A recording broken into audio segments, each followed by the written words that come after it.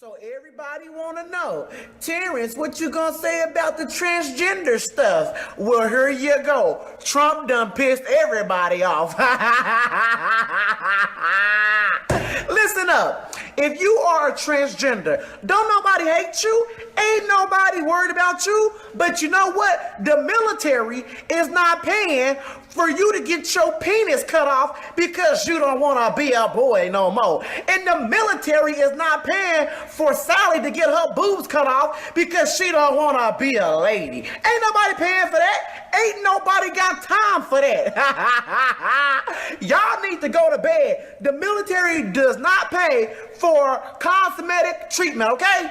I want to be 6 foot tall, but do you think they're going to pay for me to get a knee job? Hell no. Y'all need to go to bed. Hey, and go buy my ringtone. It's out. Good morning. I'm hoping you're all right today out here in Northern California.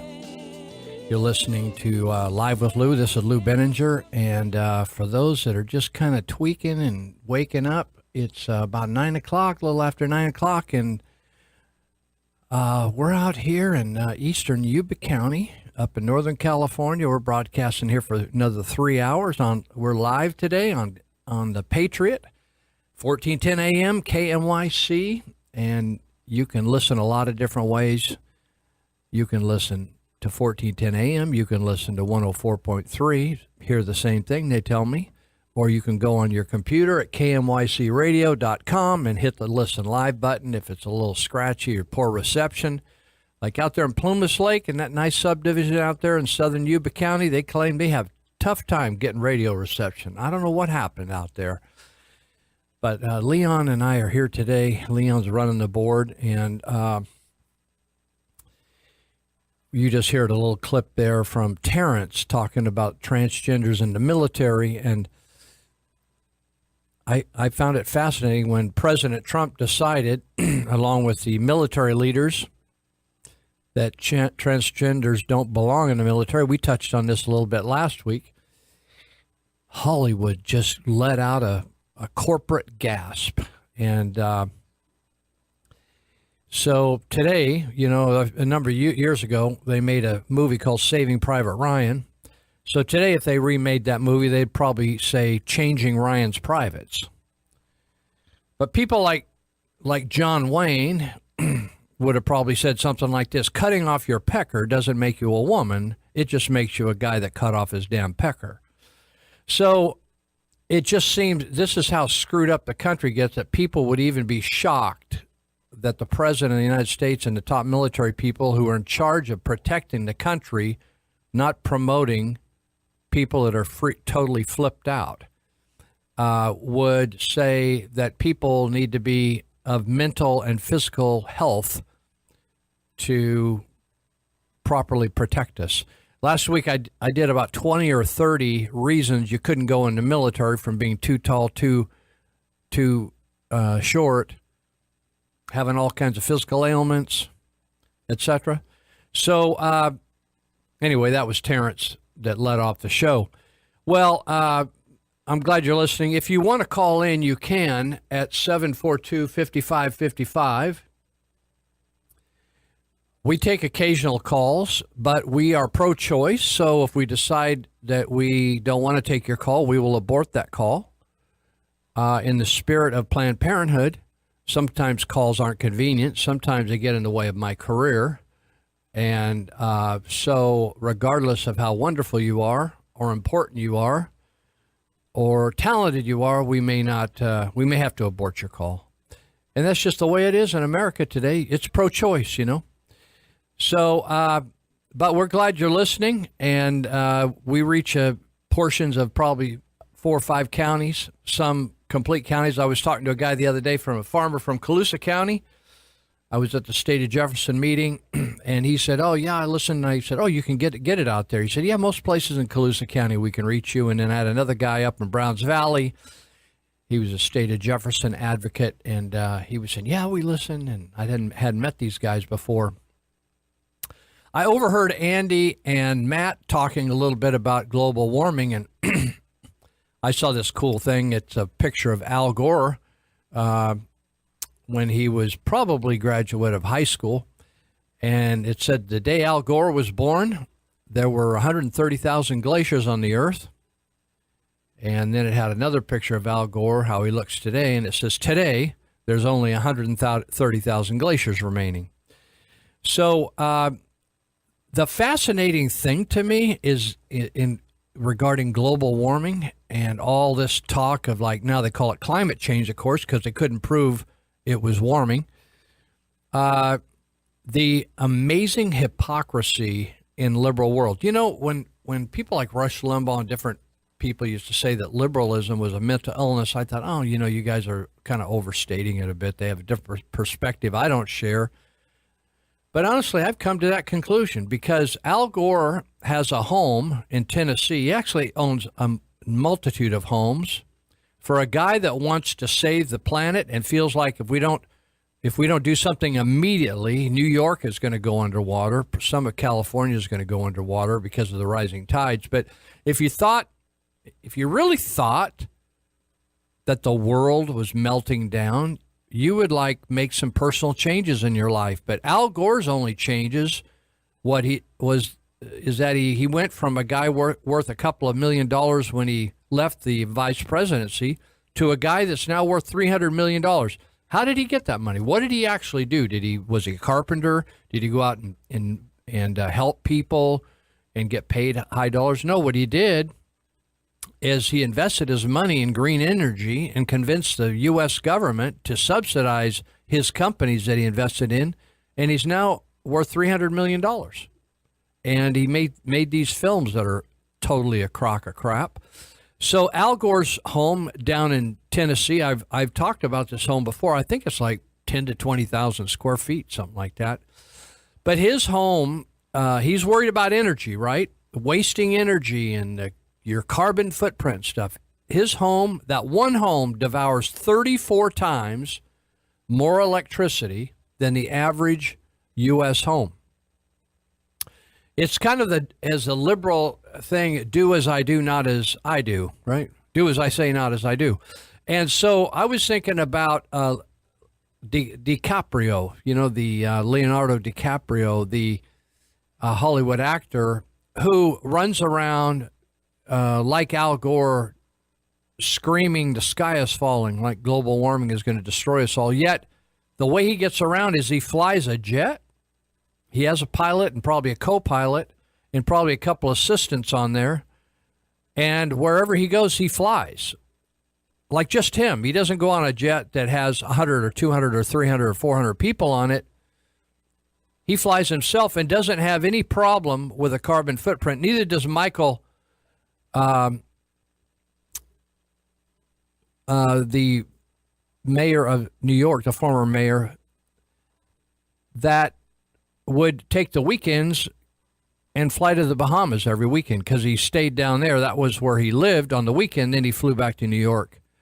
He didn't have any problem with that, even though he's concerned about global warming. In just the past year, Al Gore burned through enough energy to power the typical American household for more than 21 years. So if you're kind of an average household here in California, up here in the North State, Al Gore in 1 year, he could his costs at his energy on one house of his could take care of you for 21 years. Former vice president consumed 230,889 kilowatt hours at his Nashville residence. A typical family uses about 10,812. I think Al Gore could probably, on 1 year, take care of me long after I'm dead. Last September, just 1 month, he used 30,993 kilowatts of electricity. That's enough to power 34 average homes for a month. Over the last 12 months, Gore used more electricity just heating his outdoor swimming pool than 6 typical homes use in a year. Now, what's going on here is people use the Freedom of Information Act to go in and get this information. It's called, the group's called the National Center for Public Policy Research. They obtained the environmentalist energy usage information from individuals at the Nashville Electric Service, the folks that provide juice to Gore's home in Middle Tennessee. In 2007, just after Gore won the Academy Award for Inconvenient Truth, this fellow writing this article revealed that Gore's hypocritical high electric bills. He gave a shout out about it. So he says, in some months, I discovered his residents gobble up to 20 times more electricity than the average American household. So Gore then, being humiliated by it, went out and added 33 solar panels at a price tag of $60,000 to his house. He also upgraded the home's windows and ductwork.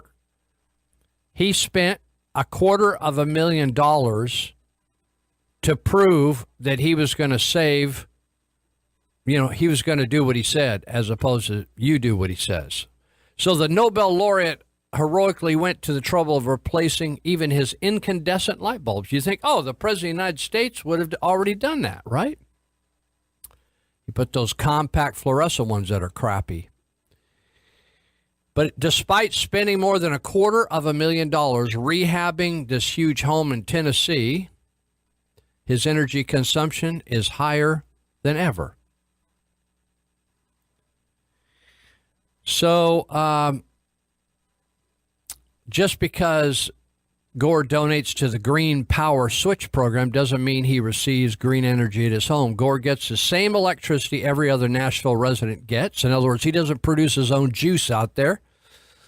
87% of which in the Nashville area is produced from nuclear, coal, and natural gas. Now, here he's attacking all those, but he's using the energy. He said, we can't live without windmills and solar, right? But 87% of his energy use comes from nuclear, coal, and natural gas power plants.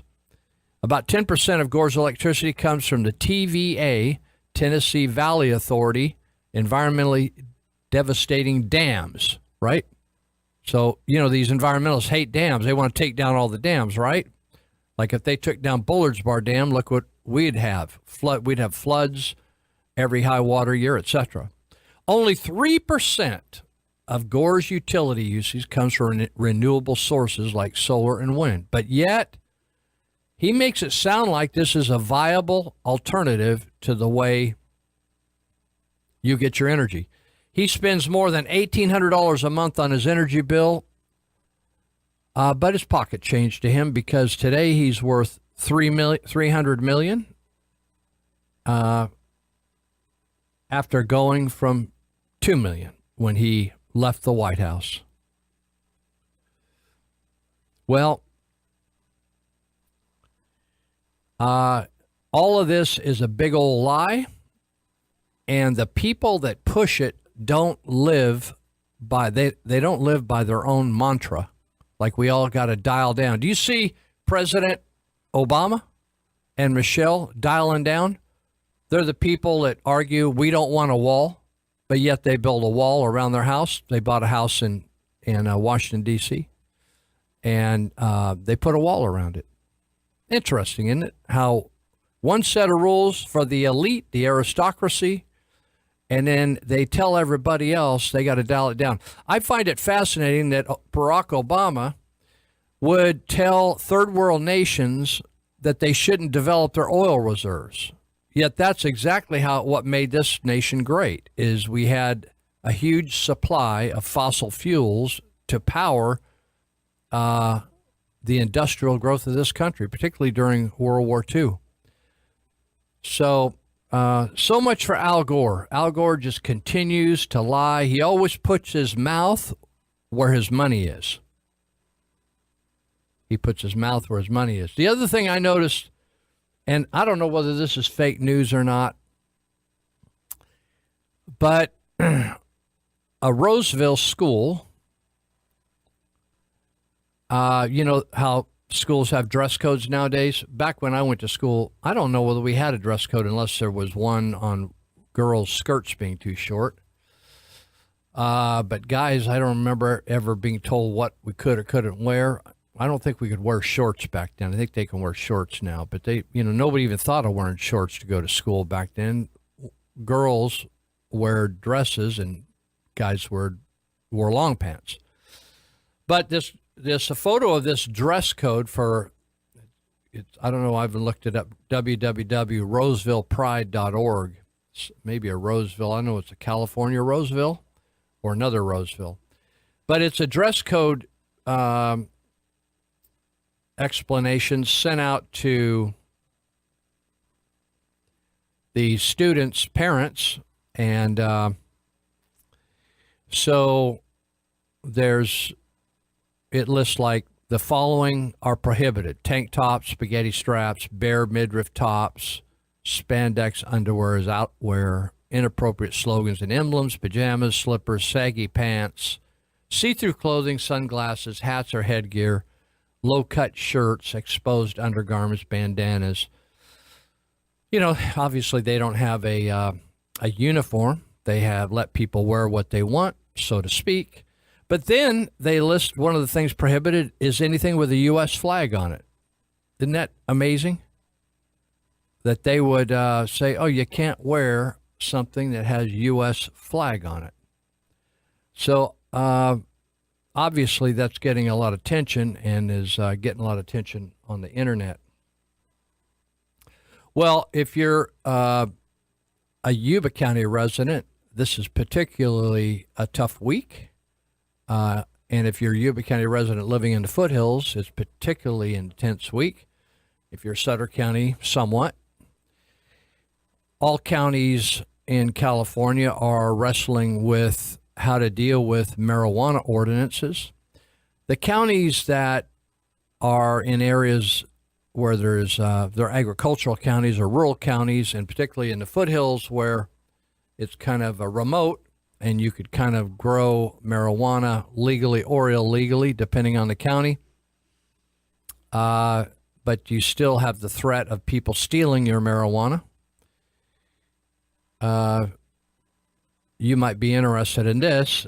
I'm going to have a short talk today about what happened earlier this week, August 1st, where one of the many, many grows of marijuana in Yuba County, even though there's an ordinance against any outdoor growing outside of a building, that is, the ordinance in Yuba County, you essentially have to build a small house. You can't have a greenhouse even. So any kind of outdoor growing in Yuba County is illegal, but what's happening up here is that even though marijuana advocates claim everybody's peace-loving and kind and law-abiding, we have lawlessness that has overwhelmed the county.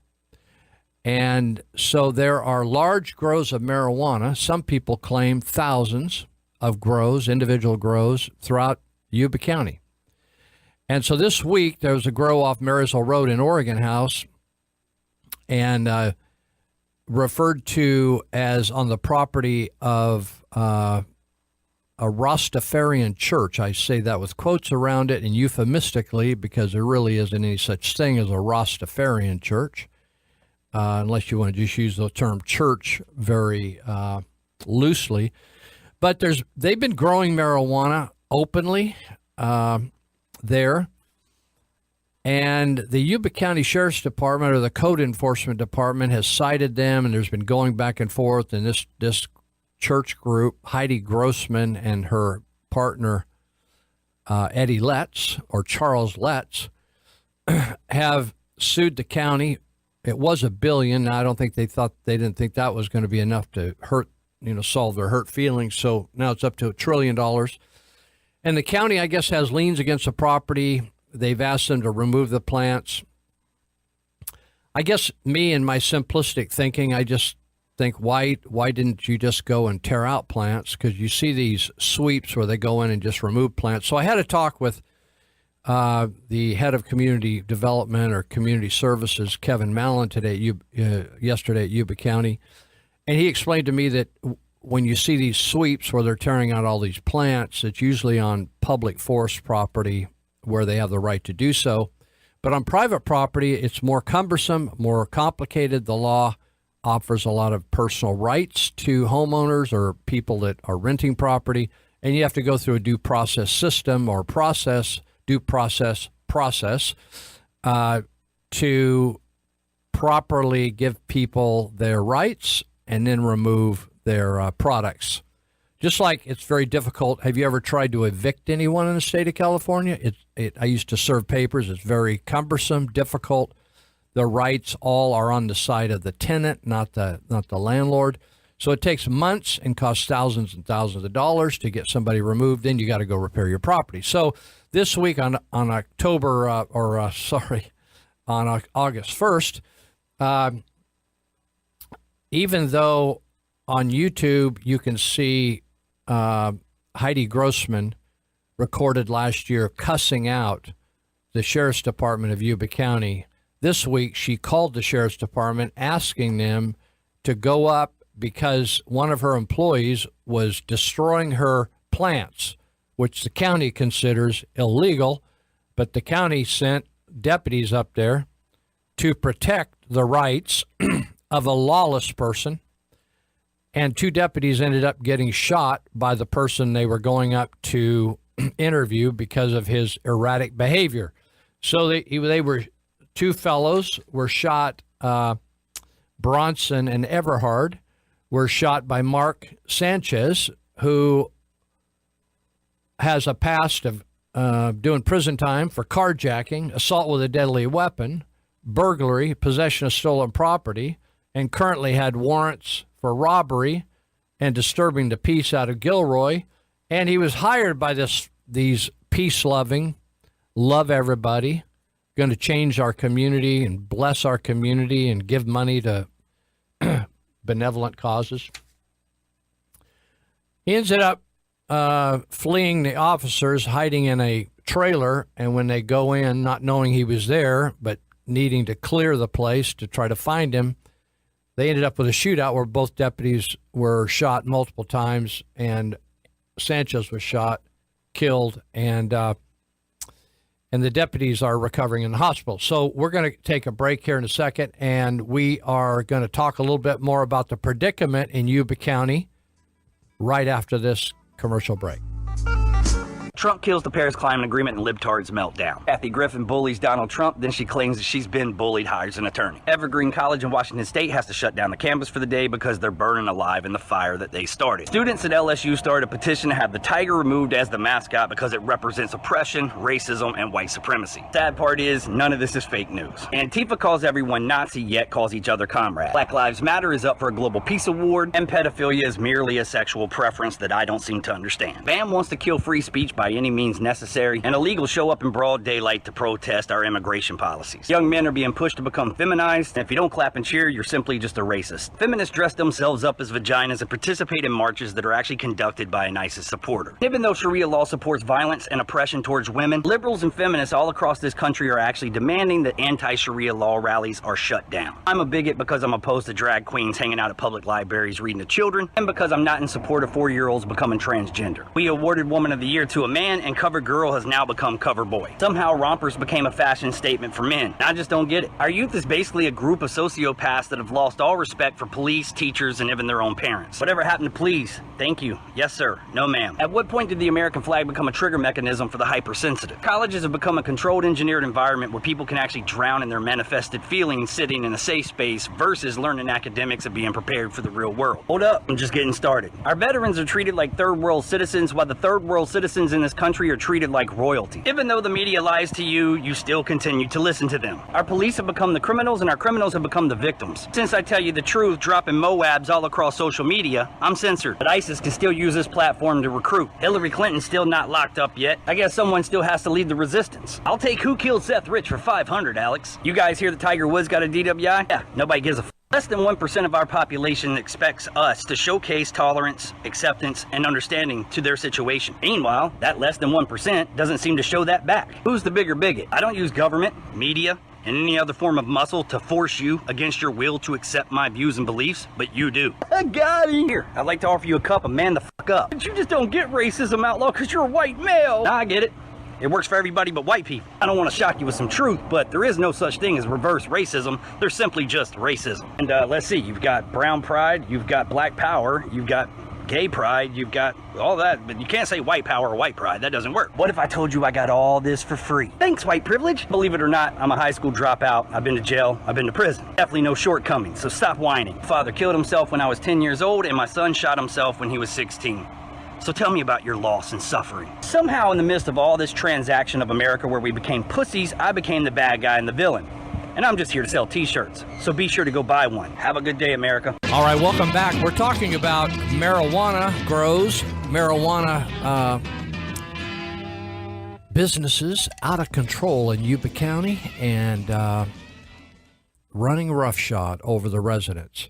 So August 1st, deputies were requested by people that hate the deputies and hate law enforcement and hate Yuba County. They were requested by these lawless people, Heidi Grossman and her partner, maybe husband, Eddie Lepp. And they were requested to go up and protect property that was illegal. And they go up there and get shot by a felon who's wanted out of Gilroy and may or may not have ended their career. They may recover from the physical element. One was shot in the lower midsection and in the leg, and the other shot in the shoulder and in the arm. They may recover physically enough to be able to do the very physically arduous job of wrestling people and taking people down and fighting with people. But they may never really recover emotionally from, even though they are supposed to be prepared for, doing the kind of work that Marines do in the battlefield. Who knows? But it's also affected a lot of people in Yuba County, the rest of the Sheriff's Department, emergency resources, the emergency responders that went there. It's affected everybody. And a lot of people in Yuba County, particularly the foothills, are very angry, maybe irate, maybe bitter at the fact that young men with families, and could have been women, but it wasn't in this case, are exposed to danger when the whole thing is foolish and corrupt of creating ordinances and laws and codes and yet not being able to enforce them. Now, when the Founding Fathers said, hey, we're going to have a government. You remember the beginning was we had colonies and we had communities, and then they felt we need to have a nation, and the concept was that we didn't want to be under tyrants from England, but we needed to protect ourselves from foreign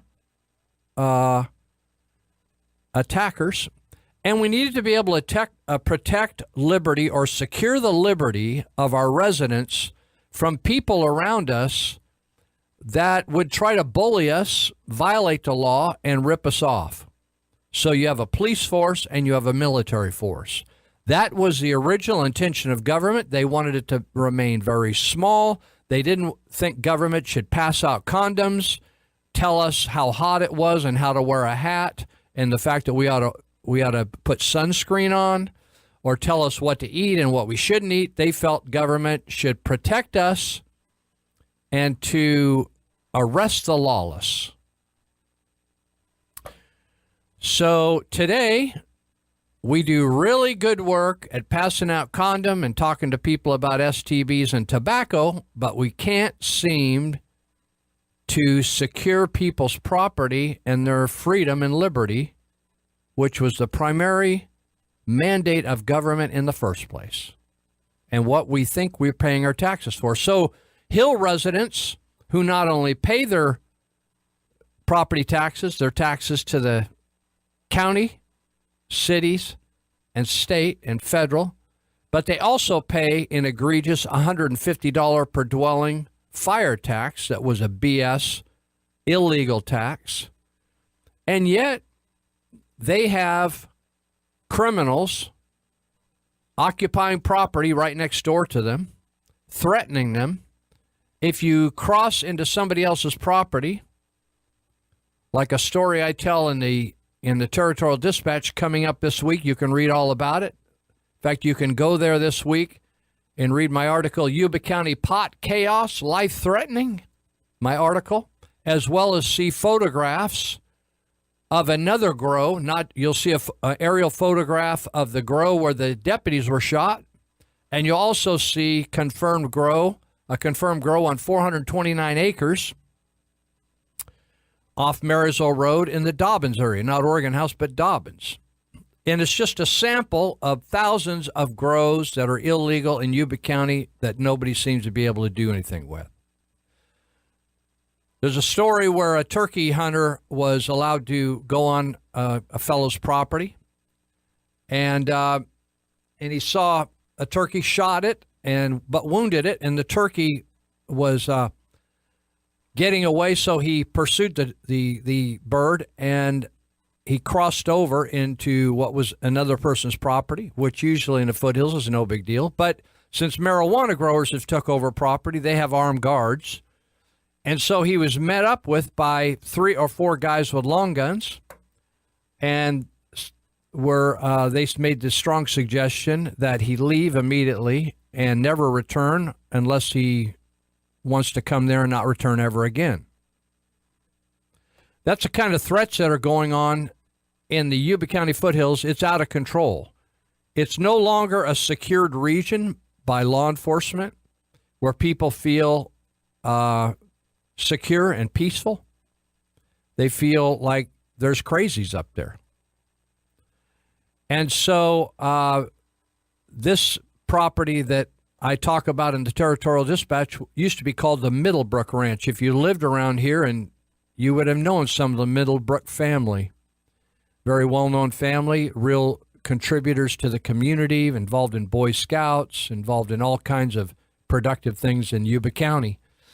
And so you'll see photographs of this 429 acres with thousands of plants, multiple greenhouses. And yet, it's secured behind a very fancy gate right on Marysville Road. And it's at 10874 Marysville Road if you want to do a drive-by. It's listed as owned by a corporation, BBNR LLC, but it really is 4 people, Lance Bates, Adam Bates, Mary Bates, and Scott Bates. Not quite sure whether they're in the Grass Valley area or Roseville area. There's a number of addresses. So it's not like these people are hidden out, but they've completely made that place into a farm up there. And it's happening all over the Yuba County foothills. I was called by a guy that reads the articles in the Territorial Dispatch that lives kind of in the diggings area, the mining area off the backside of Smartville, off Blue Gravel Road, and he asked me to come up there. He's going to take me in a dune buggy down the river and show me some grows along there. And I just haven't got up there, but I wondered, is this guy for real? I mean, can you have these huge grows? I thought code enforcement was taking care of it, but I thought they're going to hire all these code enforcement guys. But the code enforcement guys, 2 of which were supposed to work on marijuana grows, 2 of which were working on all the other crazy things that people do to violate codes, like dump garbage, steal PG&E, steal utilities, pollute water, et cetera, build things that are illegally built without a permit. But what's happening on these grows up in the foothills is people are building buildings, running electricity, drilling wells. They're just ignoring all the rules, all the laws. They're totally lawless, and nobody seems to be doing anything about it. And they kind of seem to say they can't do anything about it, or it's very difficult, because as Kevin Mallon, community services director for Yuba County, says, the due process is a little complicated. And what they don't want to do is get like right now, the county's being sued by a number of people over this marijuana situation. He said, Lou, we don't want to create more liability for the county, and we need to make sure that the judges of the county will actually support what we're doing. It's amazing how we can't seem to get the law on our side to protect good people that are paying their taxes. They mind their own business. They support Little League. They do Boy Scouts. They donate their time. They donate their money. They make this county work. And yet we allow people to move in, be lawless, take over thousands of acres of property, grow marijuana, drill wells, pollute, use chemicals that maybe we wouldn't allow farmers to, just do whatever they want to do. And we don't seem to do anything about it. So some of the folks that have been working on this for now up to 5 years, with Buck Weckman and his wife, Colleen, and others, that started the group called FACT, Families Against Cannabis Trafficking, FACT.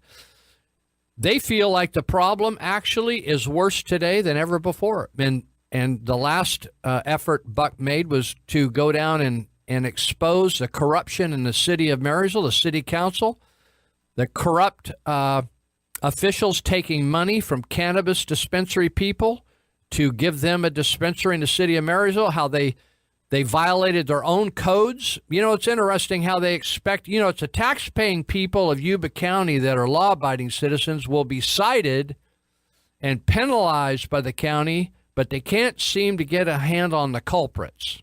Isn't that interesting?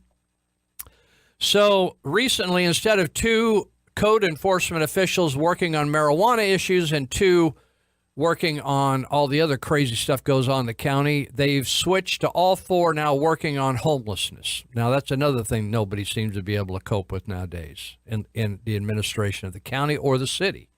In fact, in my city, in Marysville, downtown where I live, nobody even asked my permission or my input. Now, they would if they were going to set up a liquor store or a smoke shop probably around the corner, but they could just go in and set up a whole homeless camp just a couple blocks from me. And now I got guys that are ripping off stuff all around me, trying to use my property as a toilet. It's wild. So I was talking to Kevin Mallon. He said, Lou, really, we've got 700 open cases right now for code enforcement for 4 officials to take care of, and only about 10% or less are complaints about marijuana. But in talking to the people in the hills, they said, Lou, there's 2 things going on about complaints. One, people don't think anything's going to get done, like a la Rastafarian Church, which they've been growing for years, I guess, and we haven't been able to tear out their plants and move them on. And now we get 2 deputies shot. I mean, how many more deputies are going to get shot? And so people aren't calling because they don't think anything's going to get done. And number 2, people aren't calling because they're afraid. Like, I had a guy call me and give me information. They said, please do not use my name, because he's an elderly guy, older than me. That's a shock. And he lives with his wife up there in the mountains, and he doesn't want to be known that he's assisting the law. Isn't that interesting? Where people are afraid to support law enforcement because they feel like they can't defend themselves, and that law enforcement, there aren't enough law enforcement to defend folks in the foothills. So we send up a 30-year-old and a 40-year-old, both of them get shot, maybe has ended their careers. And had a third officer there that rescued them. I mean, how are we going to respond to the next call where somebody, honestly, I wouldn't make a good sheriff, because you know what my thoughts were? I was thinking if I got another call like that, I just wouldn't respond to it. I would respond in stage and let them shoot everybody, and in the shootout, and then just go pick up the bodies and haul them down to Lakeside Colonial Chapel to have Joe Betancourt take care of them. I don't know whether you've seen that Heidi Grossman tirade that goes on for like 9 minutes, screaming every kind of filthy term and threatening and cursing and spitting and stomping. And she's screaming at a deputy on the other end of the line that's actually up at her property trying to do some kind of legal business with that, whether they were trying to sort out a citation or something. And yet she has the gall to call the sheriff's department and ask for the sheriff to come up there after she tells her fellow employees to flee the property, and ask the sheriff to come up and stop this guy from tearing up her plants. I'm telling you, if I was the sheriff, I might take exception to that and say, and just list all the properties up there that are illegal and say, we're not going to respond to those properties. You know, I asked this question about the casino out on the 40 acres, since they took that 40 acres out by the amphitheater and took it out of it's no longer taxable because it's now a reservation. And I asked the firefighters at Wheatland, since you're not getting any money, it's now non-tax property. Are you going to respond to a grass fire out there? They said, oh, definitely, Lou. We don't even look at whether we should or should not. We just respond to everything in the county, no matter who it is. That's just the way emergency response does it. I thought that was interesting. We're going to expend community resources for the tribe who paid off all the legislators to get a 40-acre reservation down there. And I wonder, at what point, when you can't enforce the law in Yuba County foothills, would a sheriff say, I'm not going to send anybody in up there. It's too dangerous. Why would we expend, you know how many resources? Was there 50 to 100 law enforcement and FBI and firefighters and 3 helicopters? I don't know whether you've ever looked at, if you don't have helicopter airlift insurance, if you get airlifted, how much that's going to cost you? It's like $20,000. If you stop to think of how much that enforcement to kill that guy and to protect this nitwit Heidi Grossman's property cost, are we talking about $500,000? Possibly. And damage the lives of 2 officers. Now, this week, there was already scheduled a couple meetings that are liable to get supercharged because of people being totally pissed off in the foothills. And one is tomorrow, August 7th, Monday night, and it was already scheduled meeting, a town hall meeting at the Church of Glad Tidings at 1179 Eager Road, north of Yuba City. It starts at 6:30. It's a 2-hour meeting, but honestly, I read the flyer, and there's no way that you can cover all when this flyer went out, the shooting hadn't happened. So the topics were, they were going to interview, they were going to have a town hall meeting with Sheriff Durfer from Yuba County and Sheriff Parker from Sutter County. But they're also going to talk about the Oroville Dam update, the assault on the Second Amendment, and homeless situation. Honestly, it seems to me that if people go in there wanting to talk about this shooting and the marijuana problem in the Yuba County foothills, that may dominate 2 hours. Well, that's August 7th, Monday, 6:30 at Glad Tidings. That's where the Sutter Buttes Tea Party Patriots meet. So I don't know whether they'll adjust the topics a little bit because of the high stress situation that's going down right now in Yuba County. There's really a tipping point that's been reached in Yuba County where people are deciding whether this county is going to be a place I can stay, because if we're not going to enforce the law, if we have an inability, certainly sheriff's deputies in Yuba County, I know these people. I know both Everhart and Bronson. These are, if they're told to go and address a situation by dispatch, they're going to go. But I just wonder where this is going to come to when you're not able to enforce the laws of the land. And some people are asked, well, let me go on. So the second meeting is August 8th, Tuesday morning, 9 o'clock at the Yuba County Supervisors meeting. This is a huge meeting right now. It's at the Government Center, which is at the base of the 10th Street Bridge, 10th and I Street. It's the old Montgomery Ward building if you've been around here a while. But you can't miss it. It's the base of the 10th Street Bridge.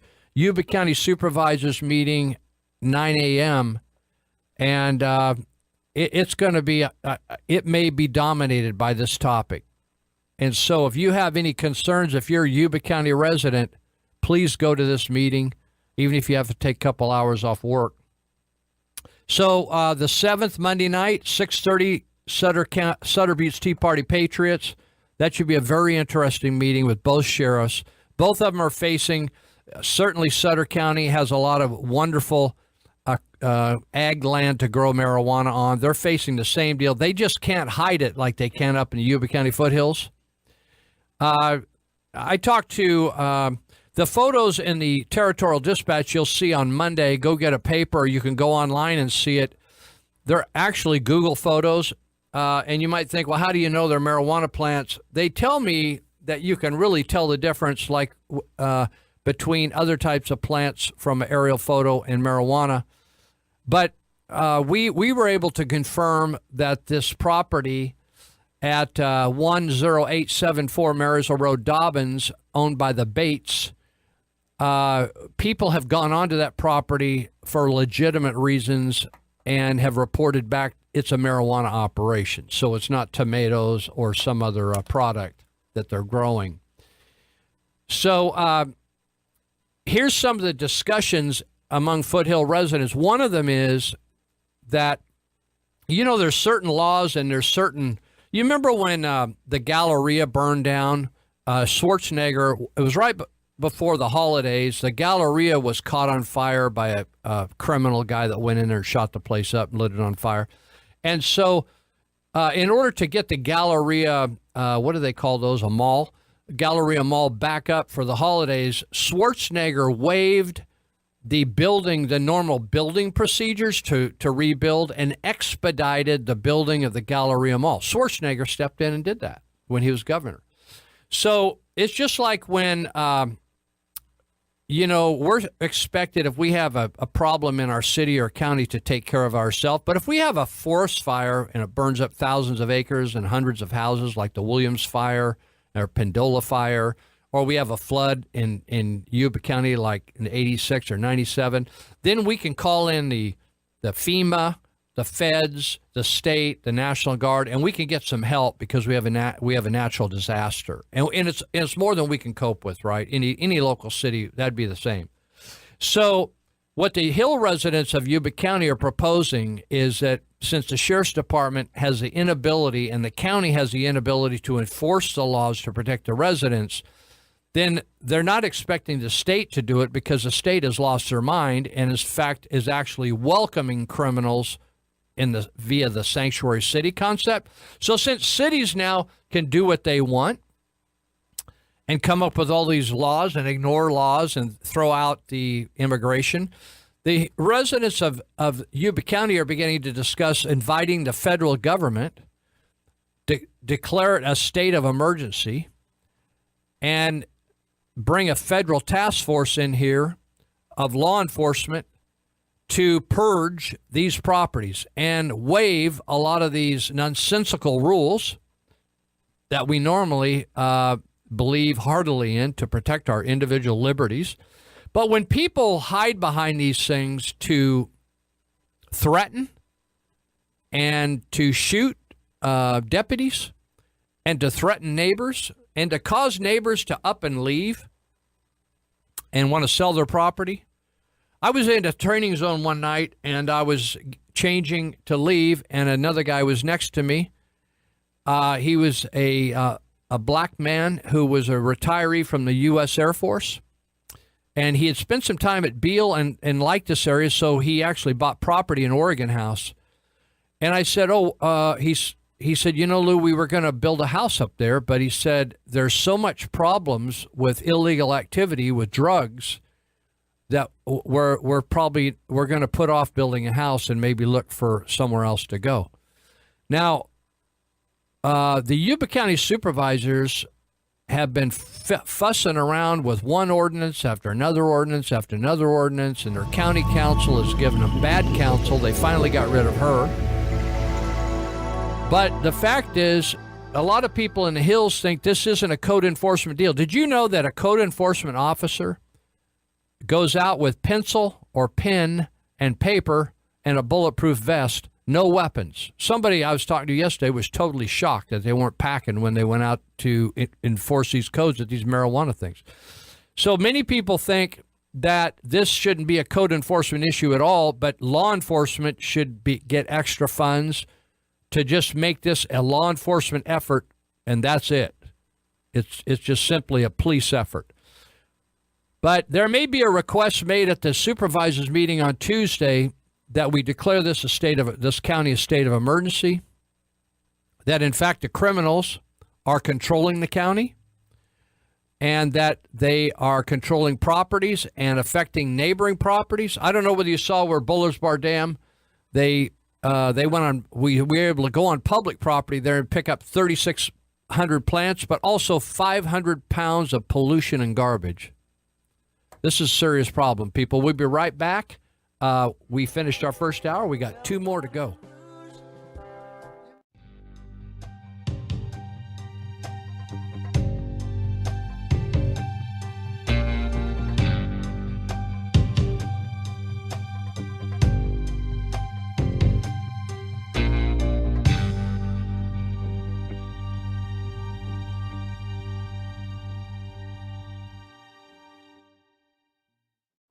Welcome back.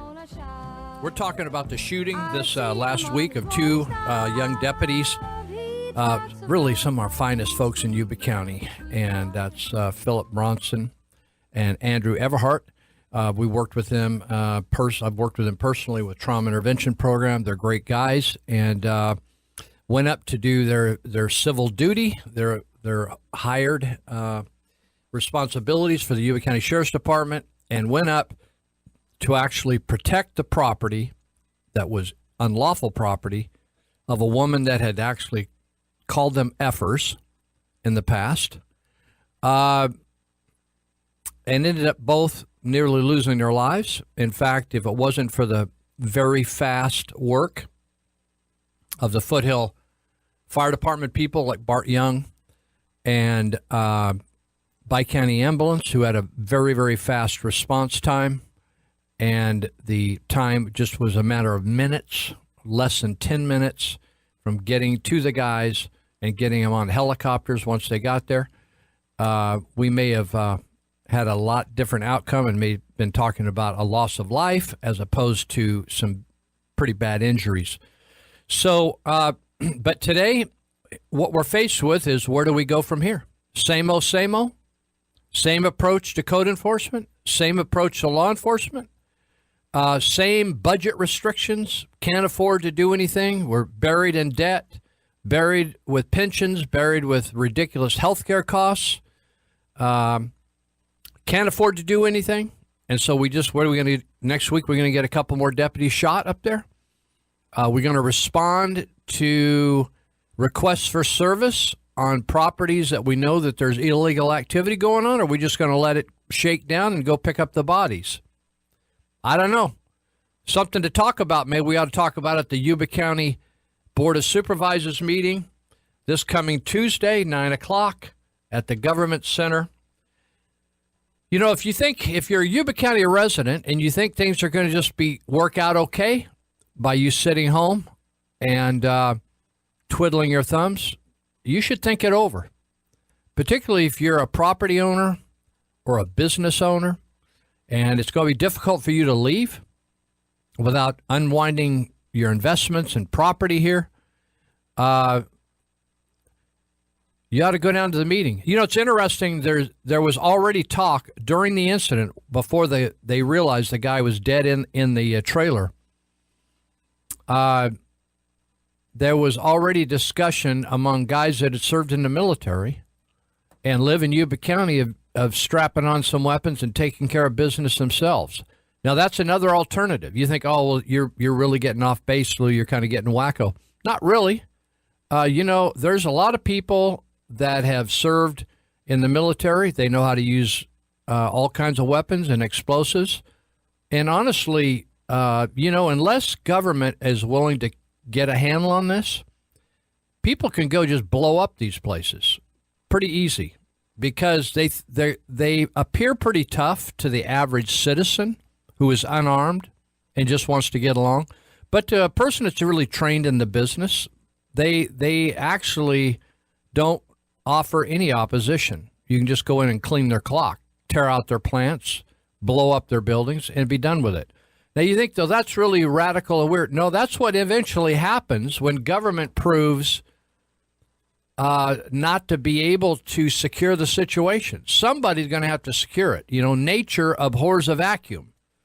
So either law enforcement will get enough equipment and people power and the authority to take care of business, or other people will just take care of business in their absence. Now, that's what's going to happen, I'm confident of, because some people come back from Iraq, Afghanistan, whatever, and they aren't going to put up with any crap from people. They're just not going to put up with any crap. And they're in fact, I was talking to a lady on the phone who I know their family, and he lives up in that area, and he was wondering whether he should just go out there and take care of it and go help find the guy. So a lot of options, and some people just are getting fed up and they're just going to up and sell and move, which, you know, I don't blame them. I feel the same way. The only reason I'm in Marysville is because I actually own a house there, and at my age, I don't want to go unless I could get a trade out. I don't want to just go and have another house payment, start all over, when I want to really do missions work and spend my time and energy with that other than fussing with the house. So there's always that option. In the city of Marysville, it's a total disaster. It's a sanctuary city for vagrants. People are getting robbed. I had a guy this week come down the street pushing a CVS cart full of big stereo speakers and pull in right across the street, unload it, and then park, and then take the CVS cart and dump it in the lot on the right by Dragon Inn.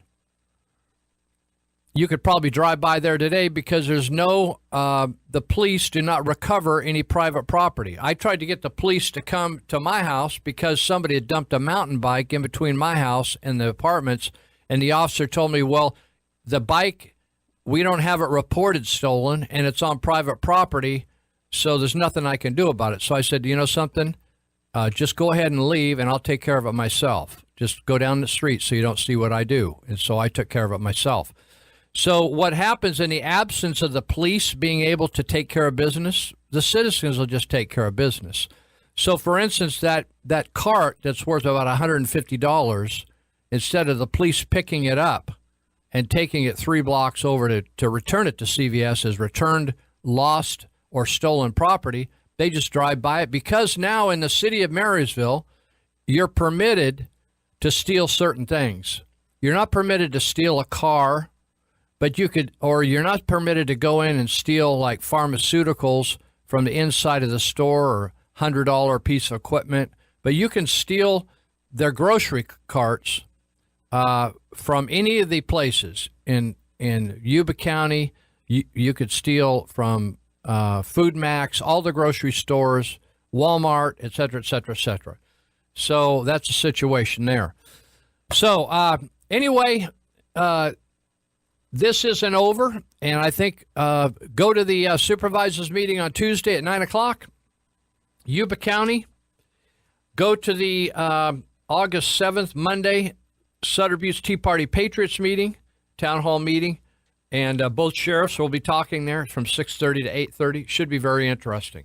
So I wanted to play a clip about the war on cars. And what there is you think, oh, well, these Prius and all these electric cars, they're really saving the environment. No, they aren't. They're actually worse polluters than your fossil fuel cars, your gas cars. And the other thing is, eventually, liberals that have an agenda, they want to take you totally out of cars and force you all onto buses and trains. And believe me, I'm telling you the truth. Listen to this. We may be witnessing the death of America's car culture, and it's not dying of old age. People are still buying lots of cars. But there's been a concerted push by government bureaucrats and environmentalists to transform car ownership from a source of pride to a source of guilt. Ever since Henry Ford built the Model T, cars have been central to the American experience. That's because cars are more than just another way to get from point A to point B. They allow us to go wherever we want, whenever we want, with whomever we want. Think about it. With trains, planes, and buses, the routes are planned, and the schedule is timed. Only cars allow you to be spontaneous. When you get behind the wheel, you are in control. You are free. The very reason people love cars, personal freedom, is also why regulators can't stand them. Government at all levels craves control, and when it comes to your car, they want you off the road. So do the environmentalists with whom they have made common cause. This antagonism toward America's car culture can be traced back to the 1970s. In response to the Arab oil embargo in the early part of that decade, Congress passed the National Fuel Economy Standards for cars and light trucks. These standards, known as CAFE, short for Corporate Average Fuel Economy, forced automakers to increase fuel efficiency. Rather than let the free market decide what kind of cars customers wanted to buy, the government decided to do the dictating. Their regulations have cost car companies and consumers many billions of dollars. But in the last decade or so, the government's heavy hand has come down harder than ever. Beginning in 2009, the Obama administration sought to dramatically increase CAFE requirements. These Obama-era standards make cars more expensive, around $4,000 per new vehicle, according to economists Salim Firth and David Kreutzer. This prices millions of middle-class families out of the new car market. The regulations also encourage the production of smaller, lighter cars that are generally less safe than larger, heavier ones. The laws of physics are tough to argue with. To make matters worse, the new CAFE standards push automakers to produce more electric cars, a lose-lose for consumers and, ironically, the environment as well. Consumers lose because, according to a study from the consulting firm Arthur D. Little, electric vehicles cost significantly more to operate over their lifetime than comparable gasoline-powered cars, around $20,000 more. And the environment loses because electric vehicles produce 3 times as much toxic pollution as gas-powered ones when you factor in the mining of rare earth minerals that electric car batteries require. And this doesn't include the environmental consequences involved in ultimately disposing of these batteries. Adding insult to injury, a typical electric car gets fewer than 100 miles per charge and can take 4 to 8 hours to fully charge the battery. So much for the freedom of the open road. Maybe that explains why consumers have shown scant interest in these cars, despite hefty government subsidies and privileges. Still, the regulators, bureaucrats, and environmentalists persist. Urban planners are adding bike lanes, reducing parking spots, and pouring billions into more public transportation, all to get people out of their cars. Former Boston Mayor Tom Menino once declared, "The car is no longer king," before banning all cars in a popular downtown shopping district.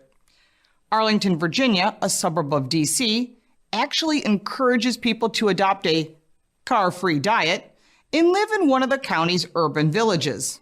Seattle, meanwhile, plans to aggressively discourage driving by limiting parking spots, even though cars are an unavoidable part of work and life for most people, according to the Seattle Times.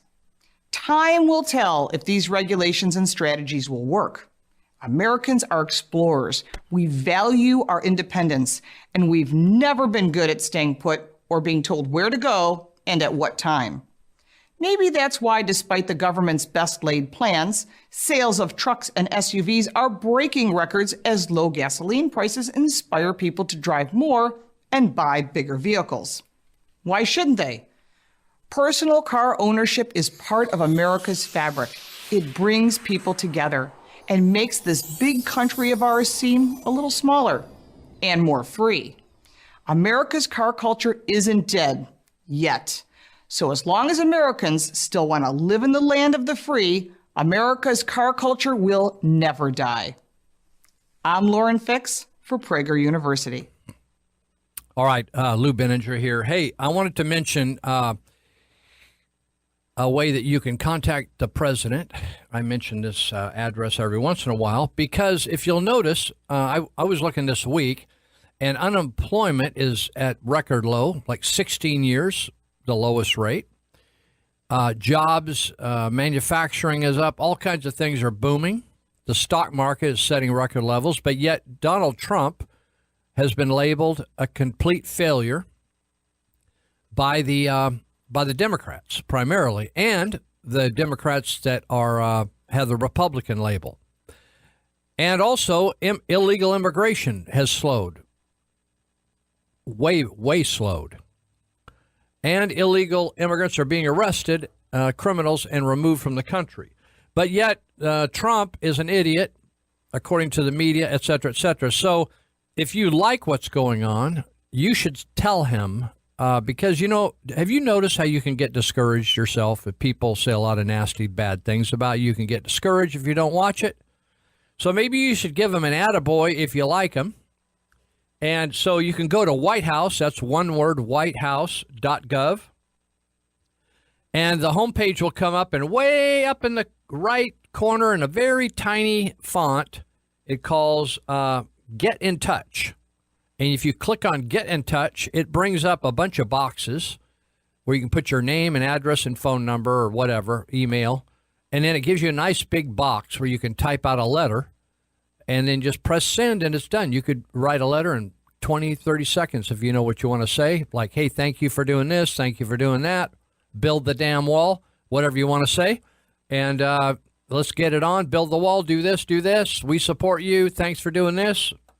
And so you can get that. The other thing, I mentioned how to listen to the show today and how to call us if you want to call us. But the other thing that's kind of new, it's new as a couple months ago, is a way to listen to the show if you're unable to listen to the whole show today, or if you're unable to listen on Saturdays. If you remember this, you can just don't worry about it if you really are interested in catching the show. Some people aren't, some people are. So you can go to 4 separate words with a space in between, one I, like O-N-E, and then E-Y-E, one I, Blind Media.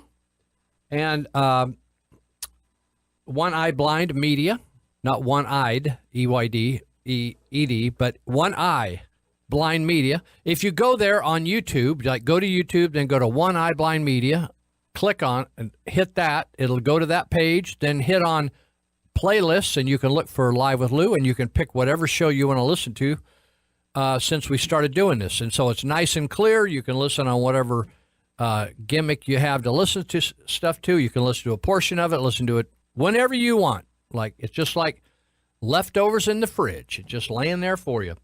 So I had the pleasure of spending about an hour and a half yesterday with the auditor controller of Orange County and his wife.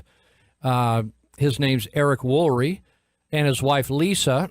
Eric is, of course, auditor controller of one of the most prosperous counties maybe in the country, certainly in California, Orange County. And He used to be the finance man for the Riverside District Attorney's Office, but he's the guy behind a bill called SB 292, which is protecting the auditor controllers of the state, which most of them are elected. But there's a provision in law that if the county sheriff or the assessor of the county gets crossways with a branch of government and gets sued, or there's charges brought against them, they have a right to ask the supervisors to hire an attorney for them and pay for it. And if the supervisors decline, then they can go before a judge, a superior court judge in the county, and ask them or her or him to authorize a provision of county funds to hire an attorney to defend them, since they're county employees. So because of what happened to Robert Stark in the political carpet bombing and the effort to destroy his life, per testimony of former DA Carl Adams, where Robert Stark ended up paying over $300,000 of his personal income, and when he to defend himself, and when he asked the Board of Supervisors to hire an attorney, they simply declined because they were the enemy. They were the ones trying to destroy him. So that's a conflict of interest, right? So Eric Woolry, based upon the story of Robert Stark and others, he has Senator Patricia Bates from Orange County area authoring this Bill 292, which passed the Senate 40-0, and then now is going through the Assembly and is going through the appropriate committees before it goes to a vote on the floor of the Assembly. If it passes the Assembly, then it goes before Governor Brown for a signing of the bill or a veto. So Eric Woolry was up in Sacramento to talk to some legislators about things going on in his county, and so he decided to come up to have dinner with Nathan Black and his wife yesterday, Saturday night.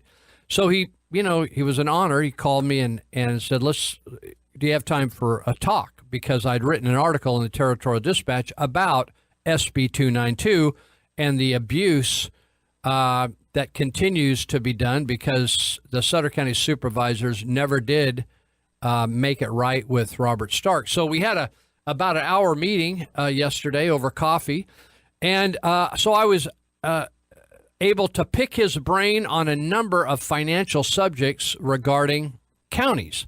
And in Orange County, they don't have CalPERS. They have OPERS or something like that. It's a different program. It's a similar program, but not CalPERS. So in their county, all their employees have been mandated to pay all of their contributions to their defined benefit plan. And so one thing that he brought up that I'd never thought of, and I don't know why I hadn't thought of it, but, with Social Security, when I noticed, because I just had a class reunion and they had a list of all the class members that had died over the years. And I noticed how many of them died before they were ever able to collect Social Security. And I thought, what a shame. They were forced to pay by law into Social Security their whole life and never got one nickel of that money. In other words, it really was never their money. It was kind of like paying into a welfare plan. So if you drop dead, you don't get welfare, right? If you drop dead, you don't get Social Security. And in other words, your spouse or your kids do not get your Social Security, like if you had adult kids. So it's not anything you own, Social Security. And so with CalPERS, Eric Woolry, the auditor controller, reminded me, he said, Lou, it's a horrible program, even though it's a defined benefit where they get guaranteed a certain salary for the rest of their life. First of all, they have to live long enough to get it. Second of all, if they die, that money is not theirs. In other words, their spouse does not get their check for the rest of her life, or their kids do not get the value of that. So different from me, where I don't have any retirement except for what I set aside. But all the money I've set aside in my house and my car, all that can be inherited by your family. So in a 401k plan, where it's defined contribution, where you set money aside, public employees would then own that plan. And if something happened to the employee, their wife or their kids or whatever would get the benefit of all those funds that were set aside. Whereas with the CalPERS plan, if they don't live long enough, they paid into that plan their whole career, and all that money is just donated to the state of California and to other recipients. Or if they just get 2 or 3 years and then get hit in a car accident, their wife does not, or their spouse, male or female, does not get the benefit of that. And I thought, what a total ripoff. A typical union ripoff. Just like Social Security. You work all your years. And nowadays, you have to pay a lot. Like you're paying, actually, there's 12 to 14% going into that out of every check.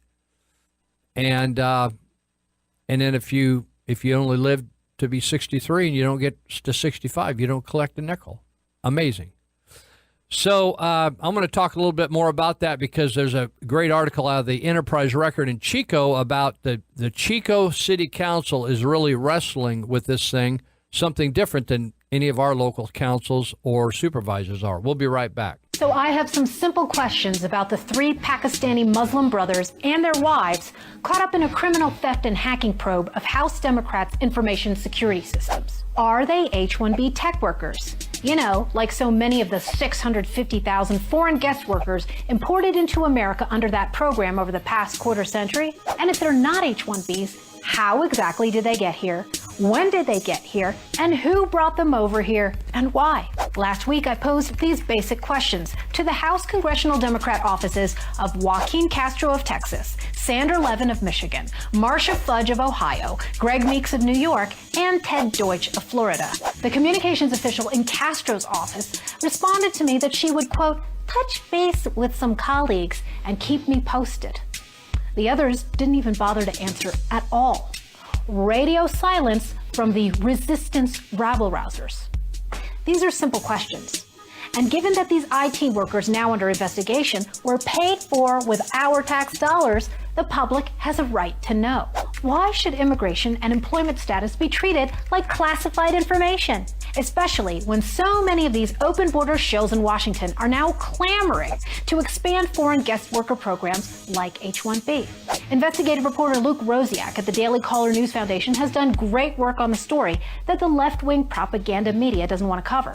His latest dispatch last week reported that Imran Awan, the lead suspect in the alleged IT ring, quote, possessed the password to an iPad used by then Democratic National Committee chairperson Debbie Wasserman Schultz when DNC emails were hacked and given to WikiLeaks. The New York Post's Isabel Vincent and Melissa Klein further reported last weekend that Imran Awan, his wife Hina Alvi, and brother Abid Awan worked for 4 different House Democrats in New York City, including Congressman Gregory Meeks, who holds the dubious distinction of being named one of, quote, the most corrupt members of Congress. These crap weasels keep demanding ethics and transparency from everybody else while they try to hush up info security scandals brewing in their own offices. We'll keep on them on CRTV and Michelle Malkin Investigates. Real journalism, one narrative, the truth. All right, welcome back. We're at the halfway point. If you're still with us, if you're not, sayonara. I'm talking about the pension reform right now that isn't happening. And it looks like that most cities and counties are going to be happy with going over the cliff into bankruptcy and then letting bankruptcy judges appoint a interim manager, drop the county administrator, city administrator like they did in Detroit, and just appoint a manager who then can do the things that they don't have the backbone to do. That'd be dismiss the city council, dismiss board of supervisors. So in the we had a finance analyst that is a city council person on the Chico City Council really raise hell, and I wrote an article about the loan that the Board of Supervisors, Yuba County Board of Supervisors, got from the County Water, Yuba County Water Agency to front pay their monthly payments to CalPERS to cut down the amount of interest. And actually had some people say, well, you don't really understand, how you can pay you know, people actually had the gall to say this to me. Well, don't you understand that if you can pay early on a bill, within 10 days you can take 2%? You know, honestly, I'm like past retirement age and run numbers of different types of businesses, from paint contracting to auto businesses to nonprofits, and paid lots and lots of bills, was actually the business manager, and got my share of discount. So let's get that out of the way, that I do know how to spell discount. It's spelled DISCOUNT. So let's stop the charade about, oh, it's all about saving the citizens money, because the Yuba County supervisors and Mr. Bendorf are 100% hypocritical when they say, oh, we're going to save the citizens money. We're really concerned about saving money, when they pay the Peel Democrat 40% more for legal ads, which is thousands of dollars a month extra, because they're pissed off at the Territorial Dispatch. Now, if that isn't crony capitalism on behalf of a lot of guys that claim they're Republicans on the board, I don't know what is. And probably Bendorf votes Republican or is Republican himself. But because they got a bean up their nose, because the DNA of the Territorial is not on the hind side of Bendorf or the supervisors, then they punish them and they reward the Appeal Democrat, who is essentially the little prostitute for the county, and going out and saying all kinds of nice things about them. Now, the fact is, they want to talk about saving money when they want to do something and get some credit for it. The problem I brought up in the article is nobody is addressing the big elephant in the room, and that is going down the CalPERS highway without any serious evaluation, public disclosure, and transparency about whether or not we can get out and make it work without them. Now, there are ways to get out of CalPERS. And so the supervisor said, oh, well, it's just too expensive. Let's talk about it. Why don't we see all the figures, and let's have why don't we have some transparency with all these different agencies, from city councils to supervisors to other agencies, and let's look at all the options and put it out on the table. And you know, I get a kick out of all these politicians. Oh, we want the public involved. Oh, we want to be transparent, until it's a gnarly issue and they don't want to talk about it. And they don't want to be transparent about it. So the city council's having in Chico, the vice mayor asked the city staff to research what can be done about the ticking time bomb that is the pension debt.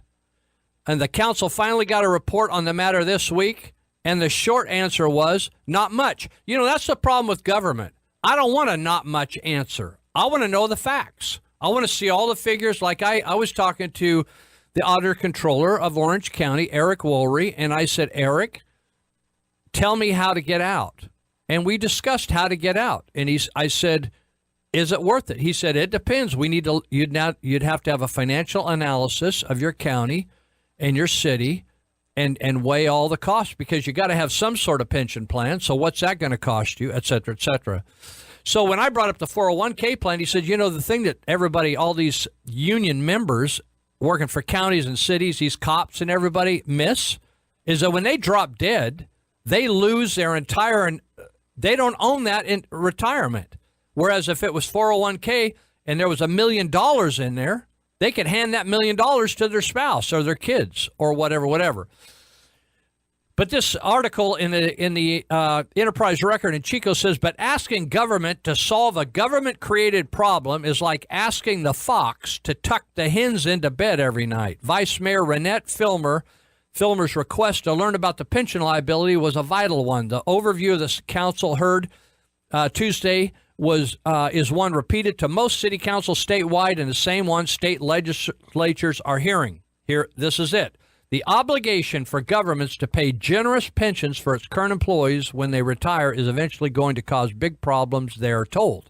If a course correction isn't made, government will be faced with having to cut services to pay pensions, and since the biggest part of local government budgets is police and fire protection, those visible cuts would finally get people's attention. Well, that's when they start doing what the city of Marysville does and said, well, you know, it isn't our fault. It's just there's not enough money to go around. And so we're either going to have to get 1% more from everything you ever purchased the rest of your life, or we're not going to be able to have a police department. And I said, well, that's good. Let's not have a police department because I can't get them to do anything anyway. So instead, it says here in the Chico paper, the councilors and the city talked about all things they can't do. Have you noticed that in government? And I know the people in the Yuba County foothills, when they feel that when they go to Yuba County government, all they hear is what they can't do. I'm wondering if we just started a posse up there in Yuba County and we just discuss what we can do, like torching some of these marijuana farms or bombing them or grenading them. There's just lots of options. Let's just put them all on the table. Then we would probably get the federal government's attention and maybe even Governor Brown's. And what the Chico Enterprise is saying in this article is the counselors hear what they can't do. The counselors are talking about what they can't do and what they can't take, steps they can't take. And they didn't leave much hope that anything would get resolved anytime soon. It said that the only way the city could get out of CalPERS is to withdraw entirely and paid huge upfront costs. I think we ought to look at the upfront costs.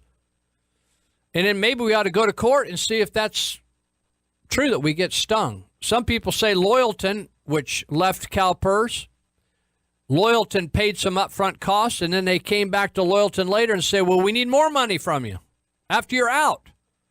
And once they didn't pay it, then they cut their pensioners in half.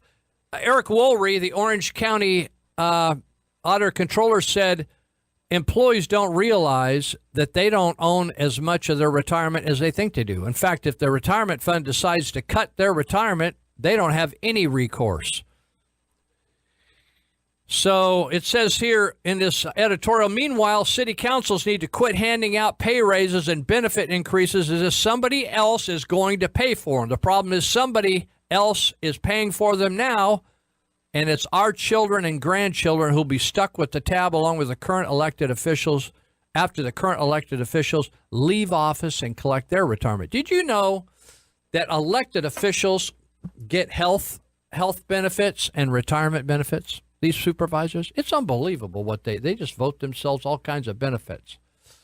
So anyway, it's a pretty amazing situation, and it's a bad situation, and none of the local, and when I say local, because we're here in eastern Yuba County, I'm usually referring to Yuba and Sutter counties, which I know more about, but I've been reading about Butte County. But all the counties are facing exact same problem. They're in some kind of CalPERS or CalSTRS or San Diego and San Diego and Orange County are in their own unique type of PERS plan. So anyway, that's that. I want to. I have a real problem with government constantly demanding licenses and permits for this, that, and hundreds of other things. And I want you to listen to something, and then I'm going to talk about an article here I read about all these ridiculous licenses and what's behind them. This is called "You Need a License to Do That Job." Do you have a license? You better. Government often demands licenses before you're allowed to work. People think this is a good idea. We license drivers. We license dogs. People think it makes us safer. But licensing also does something bad. If people want to work, let them work. 11-year-old Madison Root was told she could not work because she didn't have a license. She wanted money for braces, so she tried selling mistletoe. Here she is in a tree, picking it. But when she went to sell it at this outdoor market, police told her, "Stop. That's illegal." They told her she could beg, but she can't sell anything. So her father sent us this video. I was amazed that people cannot work hard, but they can be just lazy. I assume that's not exactly what the cops meant, but the fact is, all over America, people want to work but can't because it's so hard to get proper licenses. In the 1950s, well, only about 1 in 20 Americans needed the government's blessing to do their job. Today, that number is more than 1 in 3. This new book, Bottleneckers, reveals how licensing rules allow older businesses to profit by keeping newcomers out. These are people who want to erect barriers, who want to put in place bottlenecks because they want to keep competitors out. It's kind of like what happens on a highway if you close a lane. The established existing businesses are like these motorcycles. Licenses don't slow them down. During my consumer reporter days, I assumed licenses protected us from scams like these. We are not ripping people off. But licensing doesn't stop that. Georgia funeral director who was pitching dead bodies out in the woods behind his funeral establishment. He was licensed. Bernie Madoff was licensed. Teachers in public schools who have sex with their students, licensed. Licensing doesn't stop that. What licensing does do is crush new entrepreneurs. Want to braid people's hair? This woman was told she couldn't do it legally unless she spent thousands of hours to get a cosmetology license. She begged the government, just let me braid. I was making these phone calls to the Board of Cosmetology saying, I don't want to do cosmetology. All I want to do is braid hair. No, not without our license, said the Cosmetology Board. These are people who have a clear conflict of interest. Of course they do. She wants to compete with them. Cosmetologists got together and they went to the legislature and they lobbied for the creation of a license. Makes me wonder, how could I get rid of my competition? I'm annoyed by all these TV channels. I'd like to limit that. Yes, I'm sure. So what you need to do, John, is that you need to go to the government and ask for special protection. You need to claim that there's some public interest, some way that the public is going to be protected by limiting the number of providers. And that actually happened in America. When I started in TV, most viewers just had ABC, CBS, NBC, and boring public television. People could have had many more channels. Cable TV technology was available. But lobbyists for my employer argued, no, that'll hurt poor people. They need broadcast TV. They can't afford cable. So the FCC limited cable TV for years. And that helped me make more money. Certainly it does. That's the effect of licensing. That is, the people who are in the industry have the ability to artificially inflate prices and their wages as a result, and consumers are worse off. I was better off. You were much better off, but now we realize everyone else was worse off. That's what the bottleneck does. It limits choices, thereby raising prices and enriching older businesses. There are so many bottlenecks. We'll show you a bunch in the next episodes. We'll also show you how these problems can be better solved by the free market. Market regulation actually is enough for the vast majority of occupations out there. Bottleneckers around America. They make life worse for you. So occupational licensing, I have a friend, Donnie, who helps me at Juvenile Hall. Donnie spent half his life in and out of prison. He was up to no good, committed a lot of crimes, was involved in gang activity. And finally, he saw the light. He got converted one day in a local church, changed his life, now is a responsible father, et cetera, et cetera. But he's had a hard time finding a job because he got started late in life with skills. But he did learn a skill at San Quentin and Pelican Bay and Corcoran and all the different prisons. He learned how to cut hair. And so he actually could go down in a local barbershop and get hired and make a living cutting hair. But he can't do that because he needs a license, and that costs somewhere between $5,000 and $10,000 to go to cosmetology school to get a license to come and hang it or stick it on the mirror behind a chair, like at Uppercuts Barbershop, where I get my few hairs cut.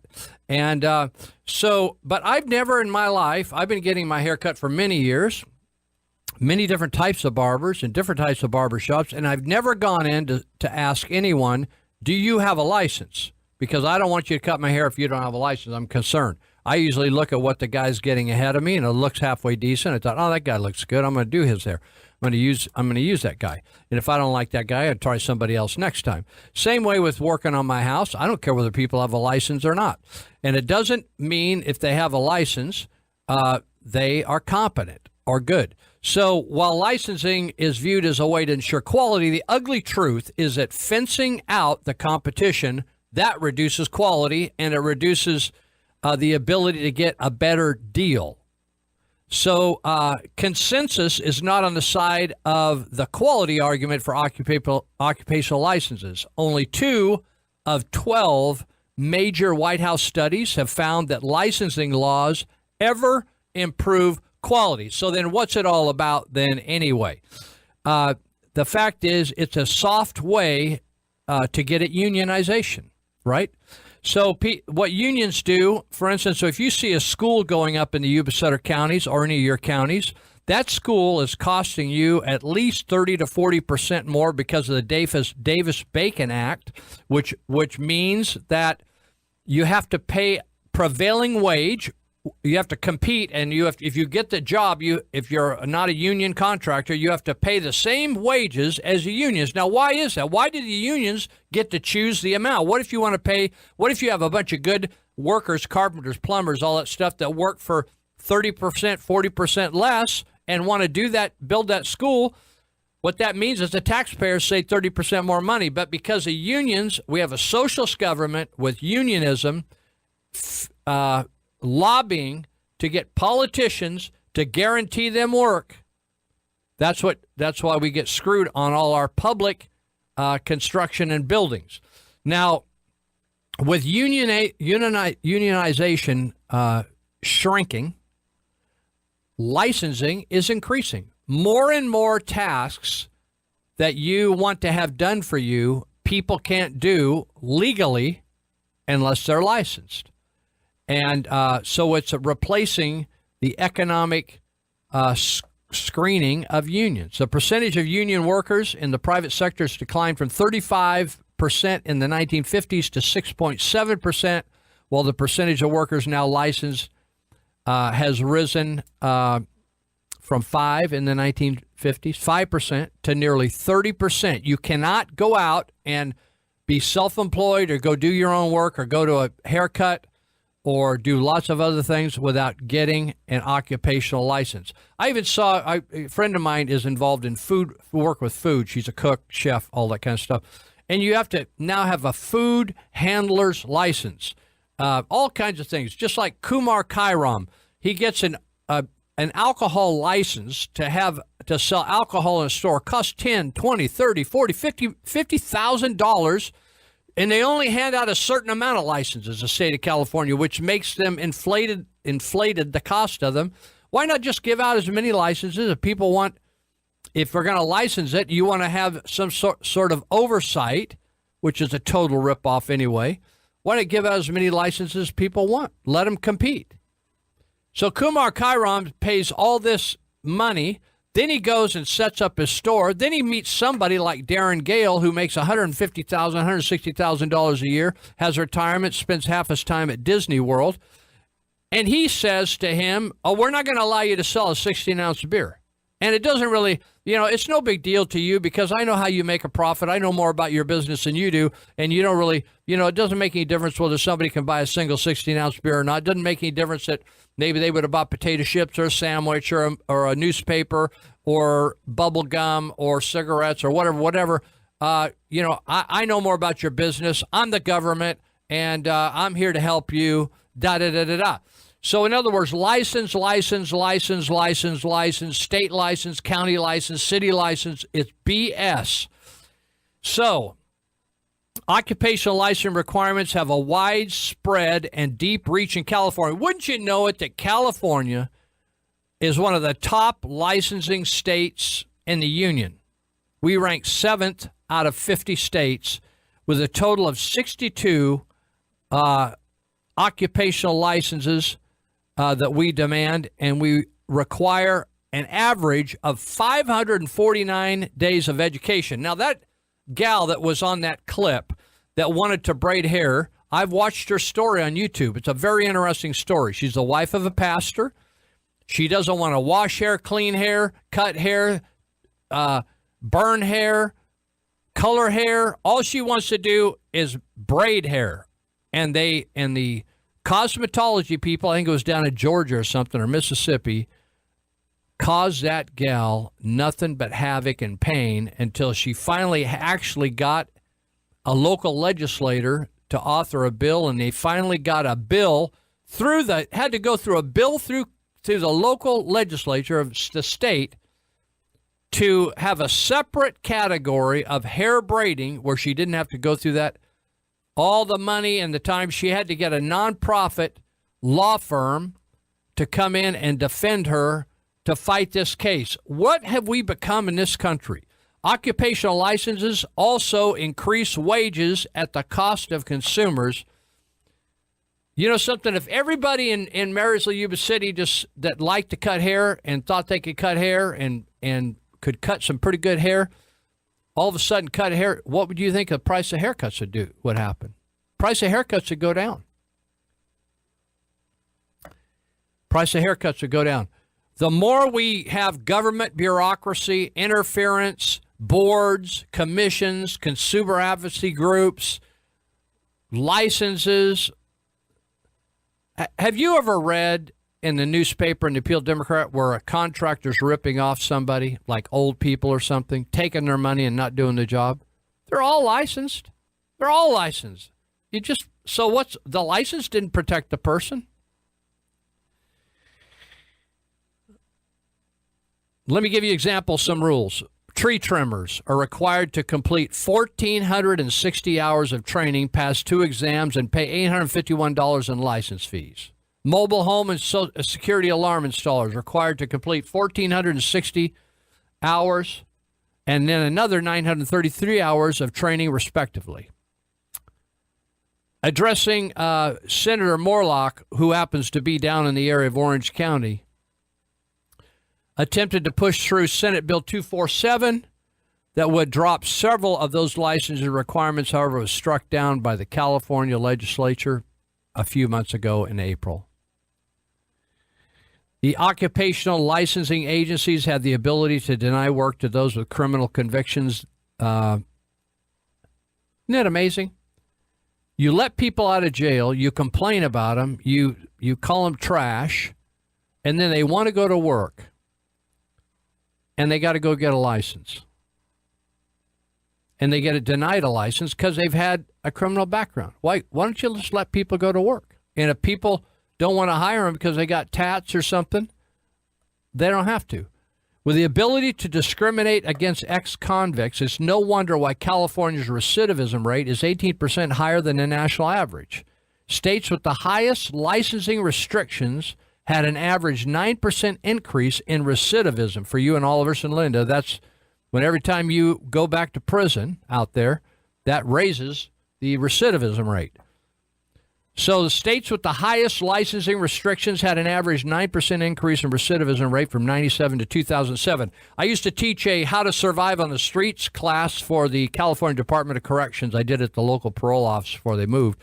And I used to teach guys how to make money without getting a job. And I'm sure it violated all these licensing rules, but it provided a good service for people, like cleaning out gutters, mowing their lawn, washing their car, cleaning out their garage, mucking out garbage, da-da-da-da. Go door to door in rough areas, right? The old people needed help, chopping down shrubs, da-da-da-da. So, but now all these licenses, license, they make me sick. I hate these people.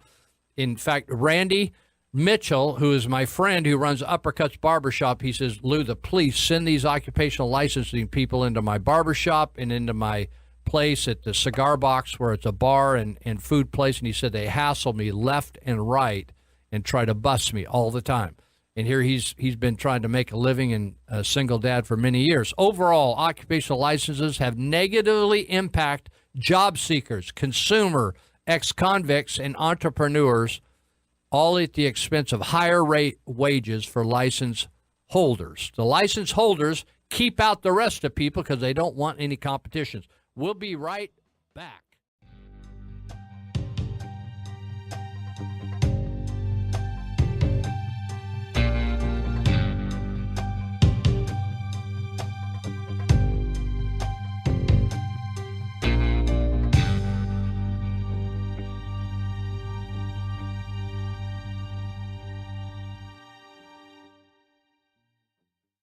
Welcome back. This is Lou Benninger. We've been talking this morning about a lot of different things, but one of the things that talking about is Yuba County struggling to get a handle on certain things in the county.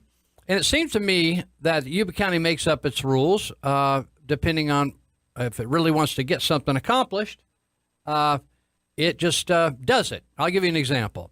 So for years when I worked at Church of Glad Tidings, we built some buildings. We bought some property and built some buildings out there in Sutter County. And so in order to do that, I had to go before the Planning Commission. I had to hire architects and submit a plan development.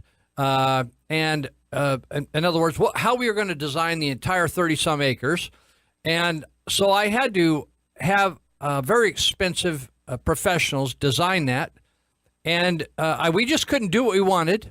We had to have the approval of a planning commission and then the board of supervisors to even come up with a good idea. And once that was done and we started to build, and then we had to get another set of plans for the structure. And then we had to do a number of studies. We had to do a dust study. We had to do a noise study. We had to do a traffic study. We had to do all kinds of percolation tests, compaction tests. We had to dig holes and fill them up with water and measure how fast they dissipated. Just many, many studies in order to jump through all the hoops for the nanny state to prove that we were not going to shoot ourselves in the foot and kill ourselves.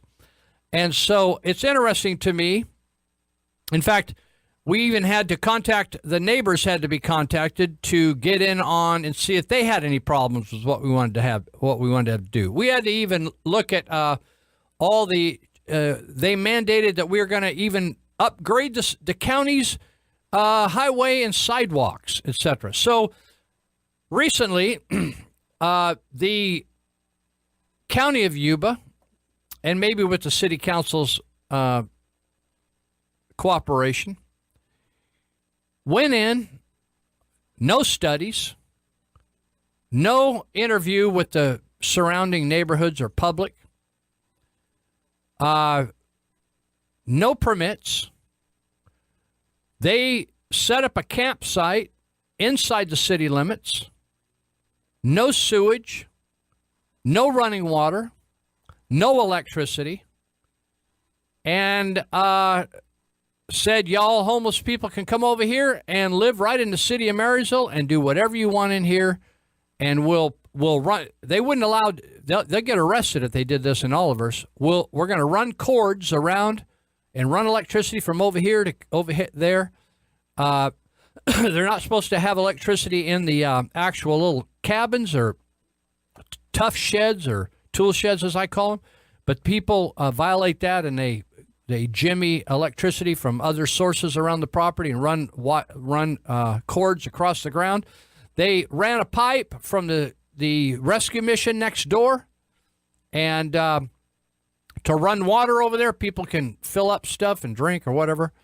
It's just amazing that government violates every rule in the world when they want to. But if you and I want to replace a door or a window or patch our sidewalk or do anything, oh my God, we got to go through all kinds of permits. Well, come back next week. Well, we think we'll have a chance to look at it in the next few days. We'll call you.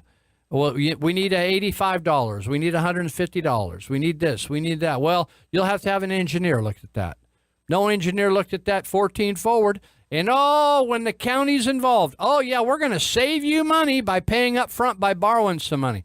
In fact, I played phone tag with Dan Mears, who was a treasurer, tax collector for the city, for the county of Yuba, because it was intimated. I couldn't understand in the articles I read about the loan from the Yuba County Water Agency. People were wondering, well, are they actually going to pay the water agency the same amount of interest that they're earning from the county of Yuba that invests all their money and waiting? They have stashes of money that's sitting aside waiting when they need to do repairs and stuff, right? So they're earning a little bit of money on that. So the question was, the 1% that they're paying a water agency, is that all that they're earning through the treasurer, Dan Mearswa? So Dan Mearswa basically said to me, yeah, Louis says, Actually, it may be 1 point something percent. It could change, but he said what they're going to do is pay back exactly what they're earning. So at least that was resolved. That's what I kind of assumed anyway. But it's interesting to me how when the county really wants to do something, they just do it. Like, for instance, right here when I drive out to the station, I drive over the Yuba River at Simpson Lane. Been doing it for about 5 years now. And so it's always pretty. The river's nice right there. But all of a sudden, a year or so ago, homeless people began to just squat on other people's property and set up drive-in old wrecked cars. Pretty soon tires were flat. They were dumping crap into the river. You didn't see any Department of Water Resources, no Department of Fish and Game. Nobody's going to protect the water from these folks. Hundreds of people moved in down there, and nobody would do anything about it. And they said, we don't know what to do. Well, by God, we don't know what to do. Well, we just don't know what to do. Well, do you know what to do? No, I don't know what to do. Well, then a guy murdered a guy, beat him to death because he raped this girl down there. So some folks they said, oh, forget the trial. We're just going to have a trial, and we're going to take care of the sentencing right here. Yeah, he did it. No, he's not going to live any longer. And they beat him to death with the tree limb. And they buried him in a shallow grave. Didn't cost any county any money. They didn't have to cremate him. They didn't have to go through any autopsy. They just deposited him and sent him back to Jesus. Right? That's what they did. And because they did that, they thought, oh, well, we can't have people taking care of business on their own, like having a trial and prosecution and sentencing the person. Because now they had their own little city down there. They had their own sewage system. They just leaned their butt over the river and dropped it right in the river. That's their sewage system. That was okay with the county. That was okay with the city. They were dumping mattresses and all kinds of stuff in the river. That was okay. But they didn't like it when they started their own judicial system. So, you know what they did? Of course, it costs you and me, if you're a Yuba County taxpayer, hundreds of thousands of dollars. They sent in a big steam shovel or a earth mover, big backhoe, massive unit, and they told everybody to leave. And I thought, oh, why didn't they tell them to leave a year ago or 2 years ago? Why didn't they do all that a long time ago? Are we all politically correct, and now we're not politically correct anymore? So they went and told them to leave, and they took a big earth mover down there, and they picked up all the garbage. And do you know something? No one who's moved back there. Why don't they move back there? It's just a mystery to me. They were never there for decades, and then they moved in, and then we have a murder. Then all of a sudden they do something. It's interesting, isn't it? So when people say, like Aaron Easton with the City of Maryland, well, we just don't know what we can do. Well, it's just a terrible thing. Well, we just gotta love these people. We just got to be tolerant. You know something? I don't know whether this bugs you or not. It's one thing if people walk across a neighborhood street, right? Out in the neighborhoods, there's not a lot of traffic, right? Not a busy street.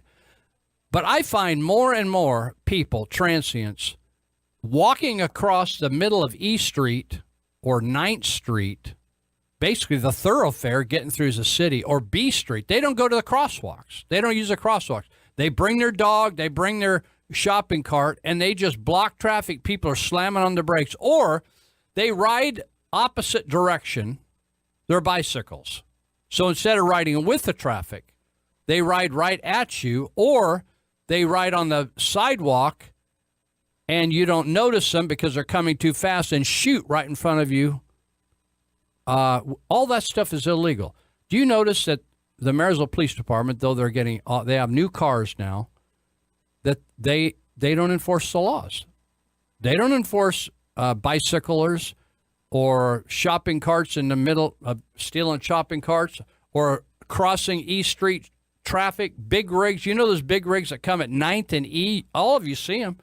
It's like very dangerous. And they just step right out there, and they don't have the energy, these homeless folks, to go from 7-Eleven and walk about 50, 60 feet up to the corner and then go on a crosswalk that's lighted. No, they expect everybody in the world to stop what they're doing and rotate around them. Honestly, people, when the righteous are not in power, the people suffer big time. Now, we've been talking about CalPERS, and one of my solutions has been to subcontract out the services the city does that eliminates an employee that you have to pay CalPERS.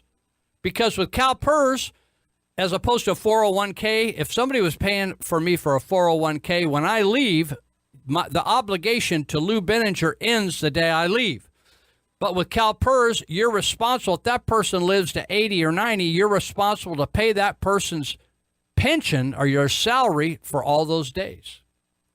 So my solution was to subcontract out large elements of government, like public works, hire an engineering firm to do public works, and hire out all the contractors, don't have any public works workers, don't have engineering firm to review all the plans, all that kind of stuff, eliminate parks and recreation maintenance.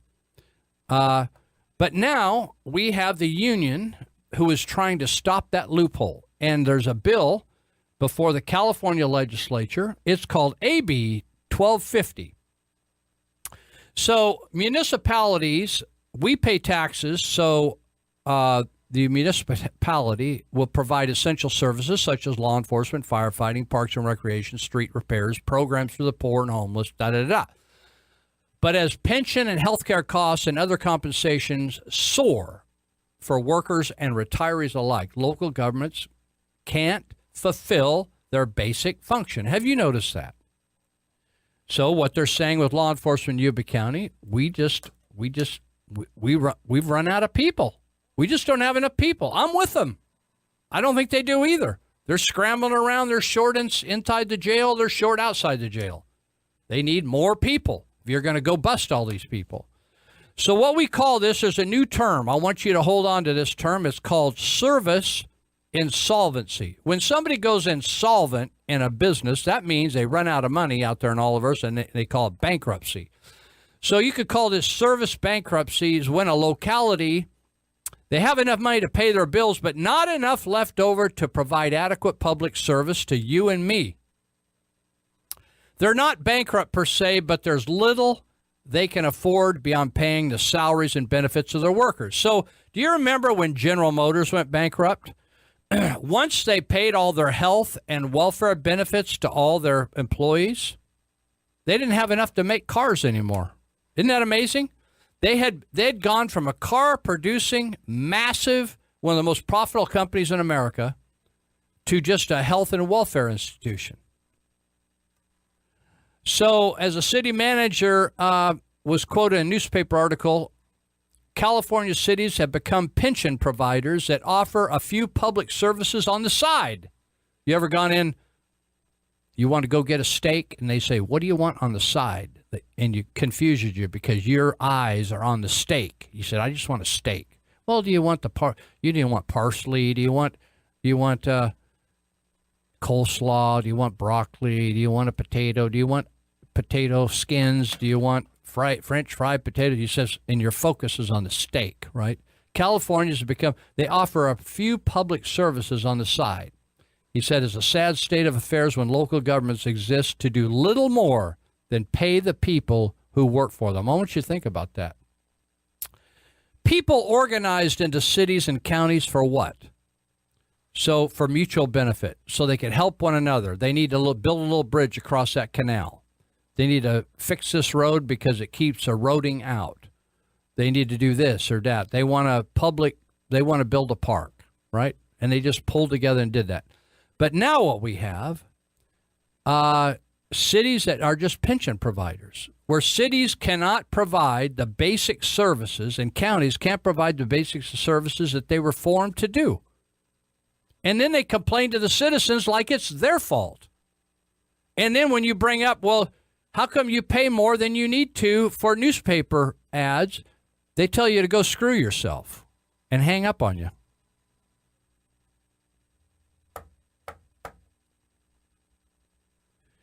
Well, California legislature is union dominated. They've been of little help to local officials dealing with such physical troubles. The state pension systems have run up unfunded liabilities. Some people claim it's $1 trillion. You know, a lot of you just say, hey, whatever, trillion, bajillion, quadrillion. Who cares? It doesn't affect me. Well, we'll see. A lot of people haul their kids from Marysville over to Yuba City to the parks because the parks are so crappy here in Marysville. They're totally abandoned. Once in a while, they'll go down and hack down the weeds. They probably just make it a cow pasture. Local governments have had to cut back services or raise taxes to meet their ever-increasing payments to CalPERS. That's what's happened here in Marysville, where I live. We now pay 8.5% on everything. They claim it's our fault. But we didn't create all those problems. So the unions now are trying to get the legislators, the union-supported legislatures, to stop counties from outsourcing services like financial, economic, accounting, engineering, legal, which is a prime way counties make ends meet, right? Or cities. Right now they're going after counties, then they're going to come back and go after cities. So the legislation originally applied to cities, but recently was scaled back. Well, somebody paid somebody off to scale that back. It now applies to all 58 counties except for San Francisco, who obviously paid their way out of it, right? And and Santa Clara County is going to get exempt because of some kind of hospital contract. The bill is sponsored by the Service Employees International Union and authored by Assemblyman Reginald Byron Jones Sawyer. Whenever I see these hyphenated last names, I'm always suspect of those people. I think they're communists. Ultimately, the bill views county governments as employment agencies rather than service providers. I get a kick out of the city of Marysville where 50 out of 53 employees don't even live there. They're just carpetbaggers, come in here to do their job, take their money, and go spend it elsewhere. They don't give a rip about this city. They'll whine and make a big deal about, oh my God, you need to raise rates. We're not going to be able to fund this city. You need to pay 1% extra on everything you buy so we can have a job and then drive back to wherever we want to live. Can't even get a police chief to live here. Oh yeah, we love the city. Oh, we care about this. Oh, we're committed to the city. Oh yeah, we think about the city night and day. This legislation, SB 1250, will make it costlier and in many cases nearly impossible for counties to contract out for vital services, said the East Bay Times. As a result, counties would have to stop providing the services as union leaders hope and hire permanent county workers replete with their costly retirement benefit. When are we going to just say hell no? Anybody out there willing to say hell no? Anybody out there willing to run some druggies off the Yuba County hills and just say, hell no, you're not going to do that here. You're not going to pull guns on us. That'll be the last time you're going to pull a gun on us. And we're not going to have to depend on Yuba County Sheriff's Department to come up here and risk their lives. We'll just take care of business ourselves. I feel really bad for people that talk to me from Yuba County hills that are 70, 65, 75, 85 years of age. And people bully them up there. Does that piss you off? That pisses me off. I don't like it. I don't care what the government says. And if the state and county cannot help us, hey, you're either going to move or you're going to fight for your property and your people. And maybe some of the young bucks ought to organize and take some people out up there, and maybe it'll encourage people if they think they're so hot and they can pack around a little gun in their pocket or a SR-15 in their pickup. Let's get out and see if you can use that thing. See if you can outperform some of these boys that have been over there in Iraq and see how that works. Some of my friends over there are explosive experts, and we could take care of some of those wells that you've built up there, sucking all the water out of those foothills to grow your marijuana. So that's SB 1250. It's already made it through, I believe, the Senate, going on to the Assembly, and we'll see how that works out for them. Let's see. What am I going to do here? I got to pick and choose what I'm going to spend time talking on. Some guy, and I don't know what he was exactly getting at because I didn't get to talk to him. He was calling about doctors having to go recertify and get more education. Let me just say something about this.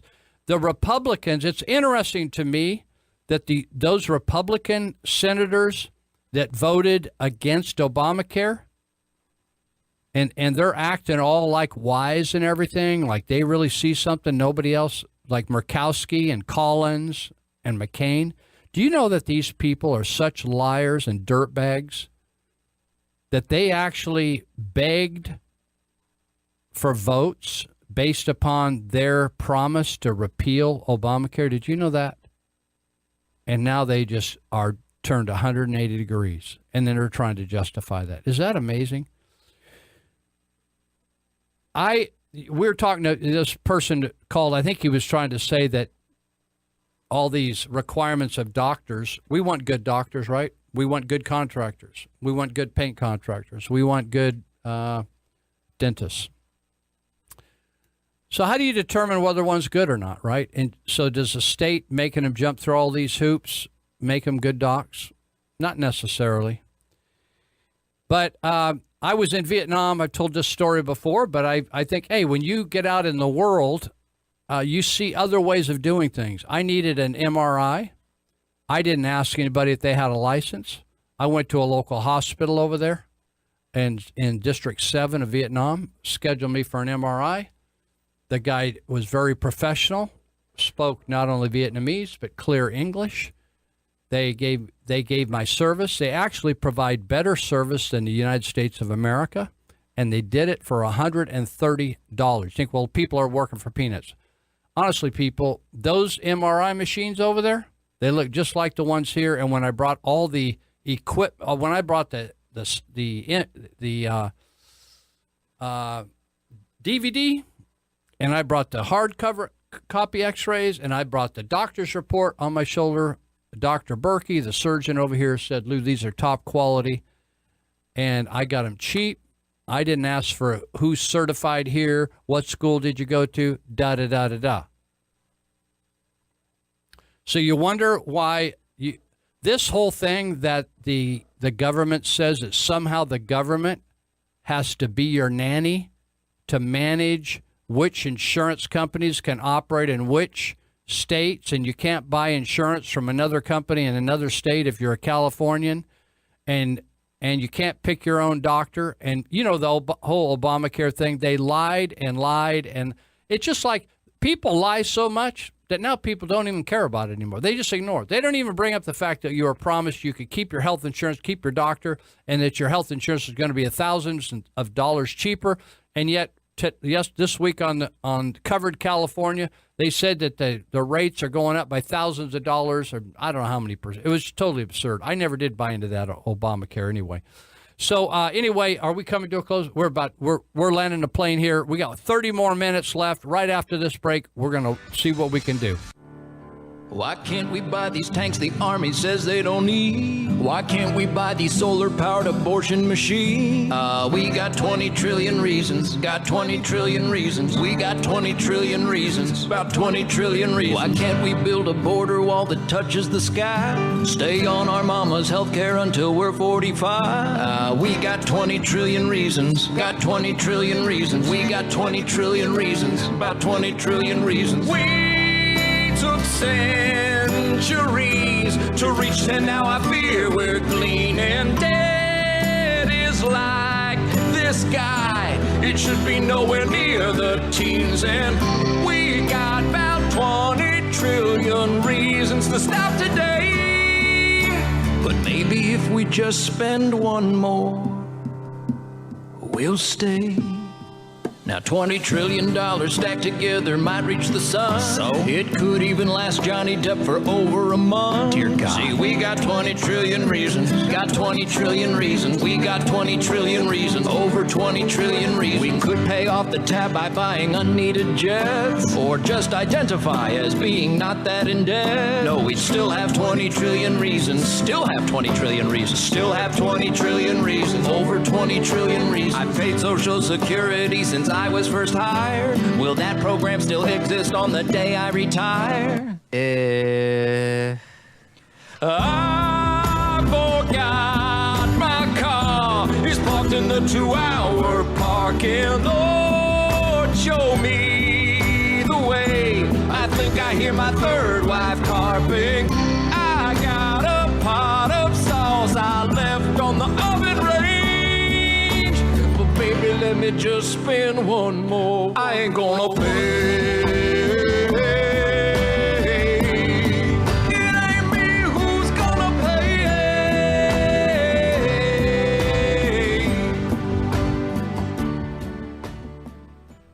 All right.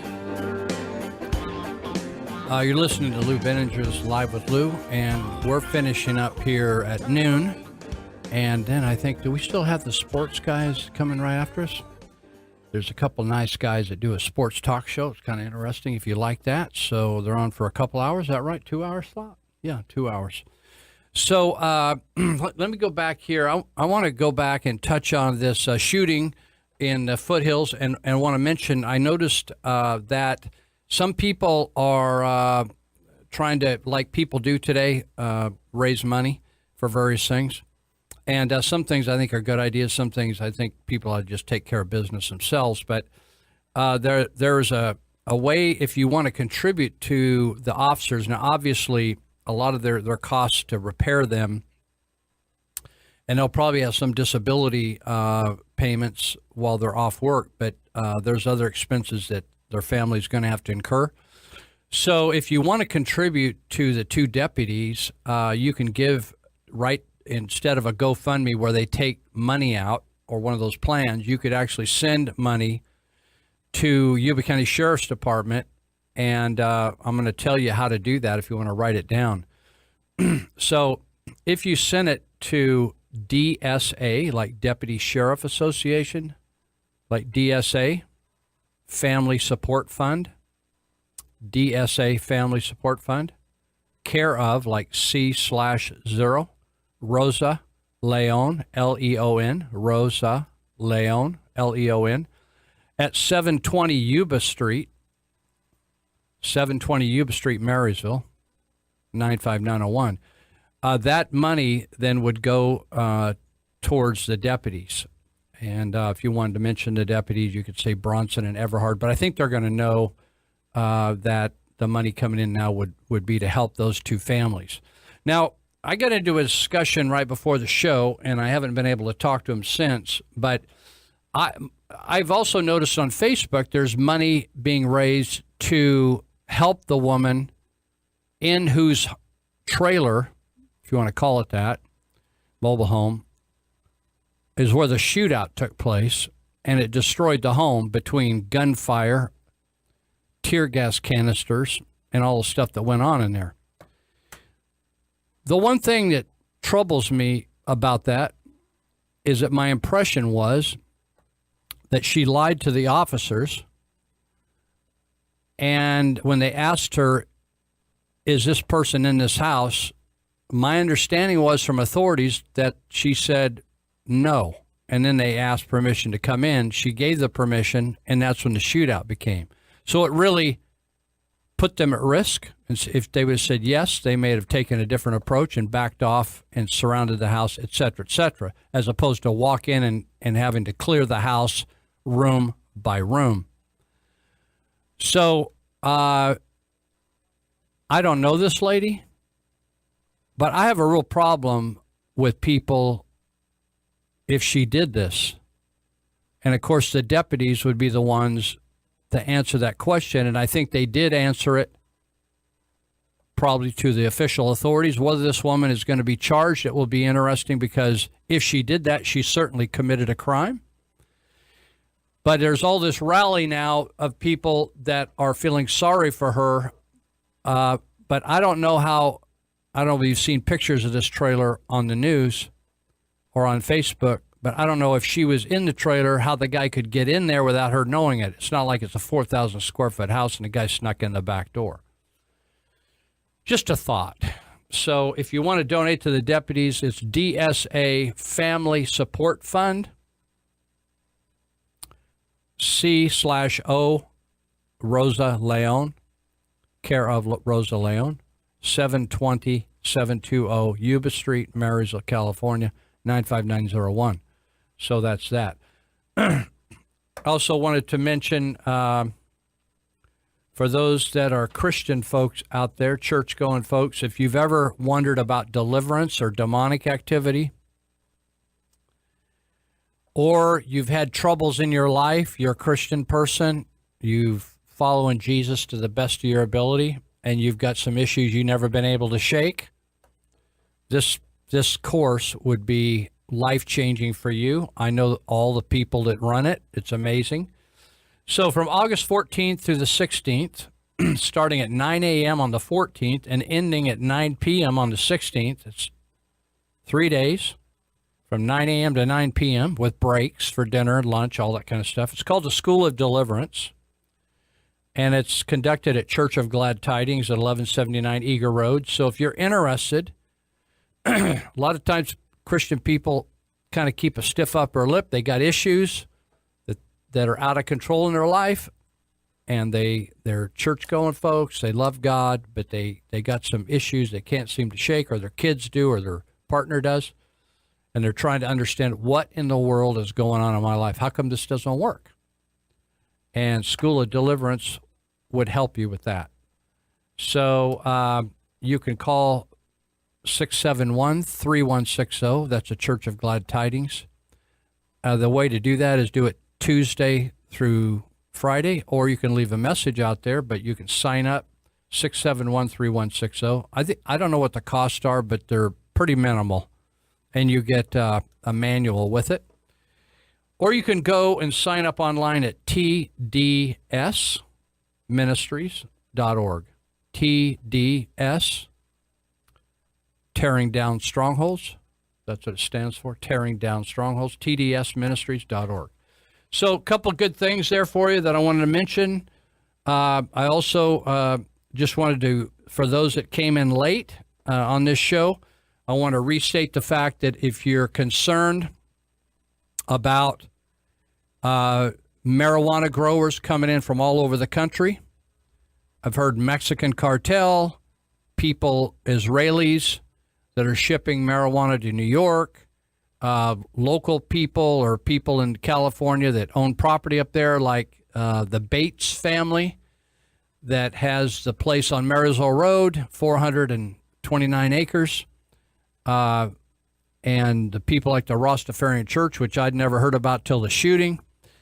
If you're concerned about that, you might go to the Sutter Buttes Tea Party Patriots meeting, the town hall meeting with both sheriffs, Sutter and Yuba County, Parker and Durfee, this Monday night, 6:30 to 8:30.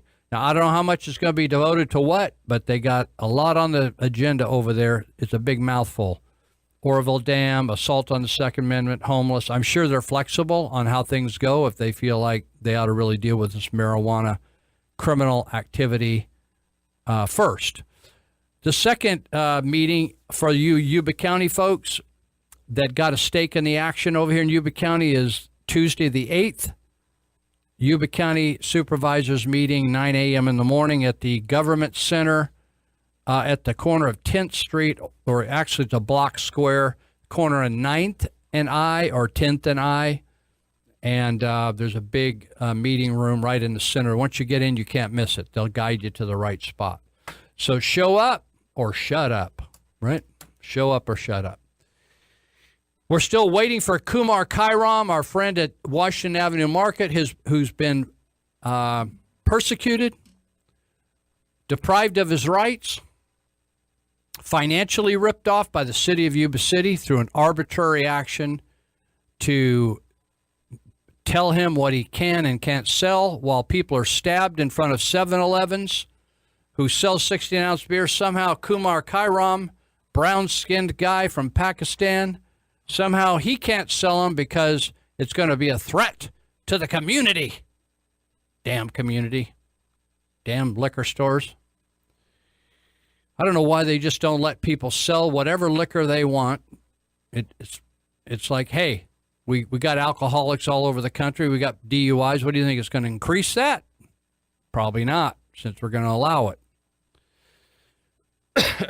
So,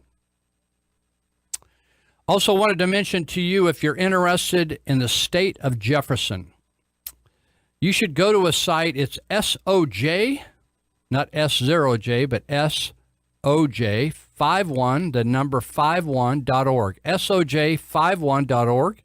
It is the official site for the state of Jefferson. Last week, I listened to their Sunday morning radio program, and sometimes it's podcasts.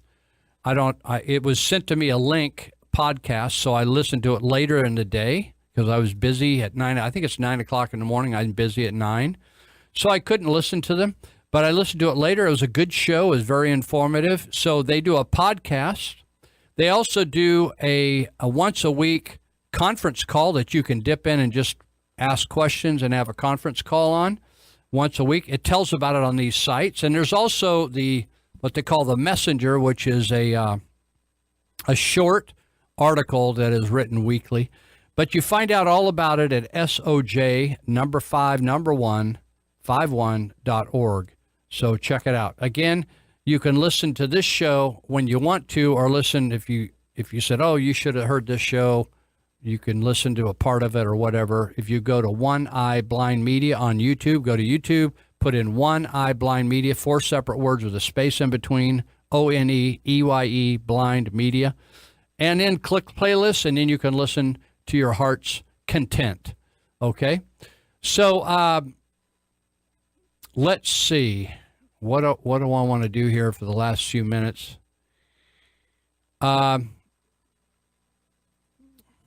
Did you see that in Australia they caught scientists manipulating, massaging, jamming the numbers, trying to make global warming happen when it really isn't happening? So fascinating. I wanted to talk about this. Let's do this. This is what I missed. Do you remember, I think it was in the last election, Proposition 54, that it was written like there's so many of these inmates in the California prisons that really have totally changed their life, and they're not really serious offenders, but they've totally rehabilitated, and we want to let them out early, right? Do you remember that? Darn it, where is this now? Now I can't find it. Anyway, it was Proposition 54. I'm getting close to it. Here we go. So last November, the promise of nonviolent inmates who turn their lives around in prison could earn early parole if they demonstrate they no longer pose a danger to the public. Sounds good, didn't it? And a majority of you voted for that. I did not. So the voters supported it because they want a justice system that deals out justice, but they also want, I think people have a big heart and they want meaningful rehabilitation. So I'm not poking your eye out here. I'm just saying this thing didn't work. So this person, the Sacramento District Attorney, wrote this and said, I support this concept wholeheartedly. In other words, the district attorney agrees. Still, before the vote, she says, I think it's a she, I voiced concerns about specific aspects of this measure as written and the process for release, which had never been told us. In other words, they said, we're going to let these people out, but well, who's going to make that decision, and how do you evaluate whether they've been rehabilitated, and how you evaluate how serious it is? So the question she asked is, which prisoners should be considered nonviolent? What standards would be used to determine rehabilitation? Would district attorneys and victims have a meaningful role in the process? Could the public trust that those released are no longer a danger to the community? Fair questions, huh? Give people a second chance. Earlier this month, she said, my office received the first list of inmates eligible for the early release program under Prop 57. We also received a recently drafted admin regulations on the process for early parole. It is now quite clear that my concerns were well-founded. Among 135 Sacramento County offenders eligible for parole, one is a gang member who received a 28-year sentence in 2012 after he shot up the car of a Washington couple visiting Sacramento for a wedding. He was convicted of 2 counts of assault with a deadly weapon, personal use of a firearm, and committing his crimes for the benefit of the Cedeno Street Gang. 2 years earlier, he had been convicted of armed carjacking. Now, this is one of the guys being released in Sacramento, the Sacramento County guy. We believed he is not eligible for release, yet his name's on the list, and he would be free almost 17 years earlier than his original sentence. Another inmate, she says, is on the list, who is up for parole consideration after serving about 1/4 of his 19-year sentence for felony assault with a glass bottle. Twice before, he had gone to prison for shooting into an inhabited house and robbery. These alarming cases are not outliers, or, in other words, unusual. Crimes in this initial batch include child endangerment, felony assault, felons with firearms, recklessly evading peace officers, and even crimes committed in prison. Many of the offenders have lengthy criminal histories. It goes on to say that under Prop 57, however, there is no public hearing for these people. In other words, we don't get any input in it. Victims don't get, DAs don't get any input. Instead, early release decisions will be based on a paper review. In other words, they just look through the file and call it. They don't get to listen to the victims, right? Prosecutors and victims are given 30 days to provide a written objection. For victims, this severely undercuts their right to be heard and to give confidential input on the inmate's release. For prosecutors, this limits our ability to adequately investigate the details of the offense. 30 days is not very much time, folks, when people are busy. Additionally, prosecutors have been told they may be denied access to the records of the inmate behavior while they're incarcerated, which is critical. I mean, isn't that unbelievable or what? You don't know what their record is, if they got any charges while they're incarcerated? Shouldn't the legitimate demand for greater transparency in law enforcement include information related to early release of convicted felons? Prosecutors should also have the right to appeal an early parole decision that the inmates have, but that right has been denied under the current. Isn't it typical of government, of shoveling you, playing upon your compassionate side, and then screwing you on the backside because they never do tell how the thing's really going to play out?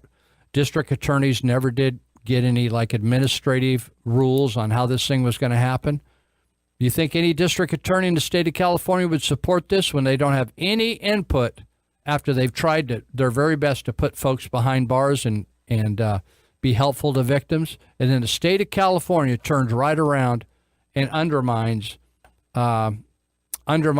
district attorneys, victim services people, victims.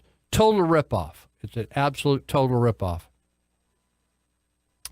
Now, let's see. I don't know whether you've followed this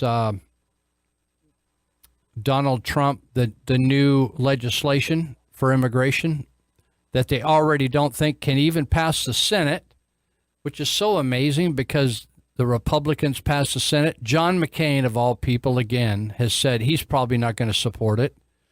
And yet it's just reasonable immigration to examine people who want to come to this country and vet them properly. And it's called the RAISE Act, R-A-I-S-E, RAISE. And I think Senator Tom Cotton, a former military guy from Arkansas, and David Perdue from Georgia, it's called the Reforming American Immigration for a Strong Economy, RAISE Act, Reforming American Immigration for a Strong Economy. So the RAISE Act would end chain immigration, just for chain immigration's sake. In other words, I get here by some miracle of God, and then I get my brother here, and my mother here, and my nephew here, and my grandfather here. And in other words, I chain up with all these other people, and they get to kind of get a chance at coming because I already came, so I can drag them all in, right? And it will also eliminate the visa lottery. And it would tend toward making immigration based almost entirely on the ability to work. Now, what's wrong with that? So when let's see, well, let me just start by saying that in the early 1900s, Milton Friedman would say that when his parents immigrated from Russia, with the overthrow of the Tsar and the start of communism, his parents came to the U.S., and if you could get to Ellis Island, his story goes, which is New York, if you could get there, you would pretty much admit it unless you had some disease or something, and you were allowed to come in. So, but there were no benefits. There were no free education. There was no welfare. There was no food stamps. There was no free housing. In other words, if you didn't have anybody here that could help you get started, or you couldn't get a job right away, you went back. You just, you would starve, or you'd go back to Europe where you came from. So the difference, he said, today is we have a welfare state that we've opened to immigrants. To just, if they can get here, even though they're illegal or legal, they can tap into even though they're not citizens, they can tap into the welfare system. So the RAISE Act would eliminate the visa lottery. In other words, if they say, well, we're going to take in 50,000 Indians from the nation of India, and you just get into a lottery, what they're going to do is have people apply, and they're going to have to strut their stuff and tell what their skills level are to see if they're going to be able to support themselves here. So the second thing is, a result of this change would be a reduction in immigration levels by about 50%, according to the Washington Examiner. So it would go down from $1 million to $500,000 to $600,000 per year in 10 years. So refugees, which is another category of immigrants, would be capped at $50,000 a year. So immigrants would be prevented from obtaining welfare under the RAISE Act. In other words, you come here, you're going to have to be here at least 5 years before you can tap into those kind of benefits. The White House fact sheet on this says that around 50% of immigrant households today collect welfare benefits. Isn't that interesting? If they can get through the border of the United States, well, then we give them money. You think that's an incentive for them to come? I think it is. About 30% of non-immigrant households receive government subsidies today. The fourth item of this RAISE bill talks about here whether or not it would be popular. A lot of senators maybe don't like it, but the American people are broadly opposed to current immigration policies. According to the Pew Research Center, 69% of Americans want to restrict or control immigration rates. 72% of whites, 66% blacks, 59% Hispanics. The Gallup poll reports that by 2-1, Americans want immigration levels reduced, and Reuters says that nearly 3-1, Americans want immigration levels reduced. I'd say, looking at this, when you remember when Donald Trump ran, the one thing that started the wildfire of his support, and that was when he said we need to stop Mexican criminals from crossing the border, and it just created a whole hullabaloo, right?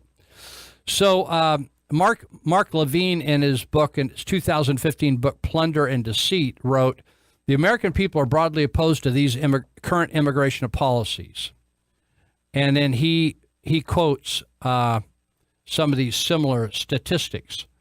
So many people are under the misunderstanding that the Statue of Liberty has something to do with immigration. It actually has zero to do with immigration. The Statue of Liberty was built by the French, sculpted by the French, and shipped over here to congratulate the United States of America on its 100th anniversary from the Declaration of Independence. It was all about independence and the concept of liberty.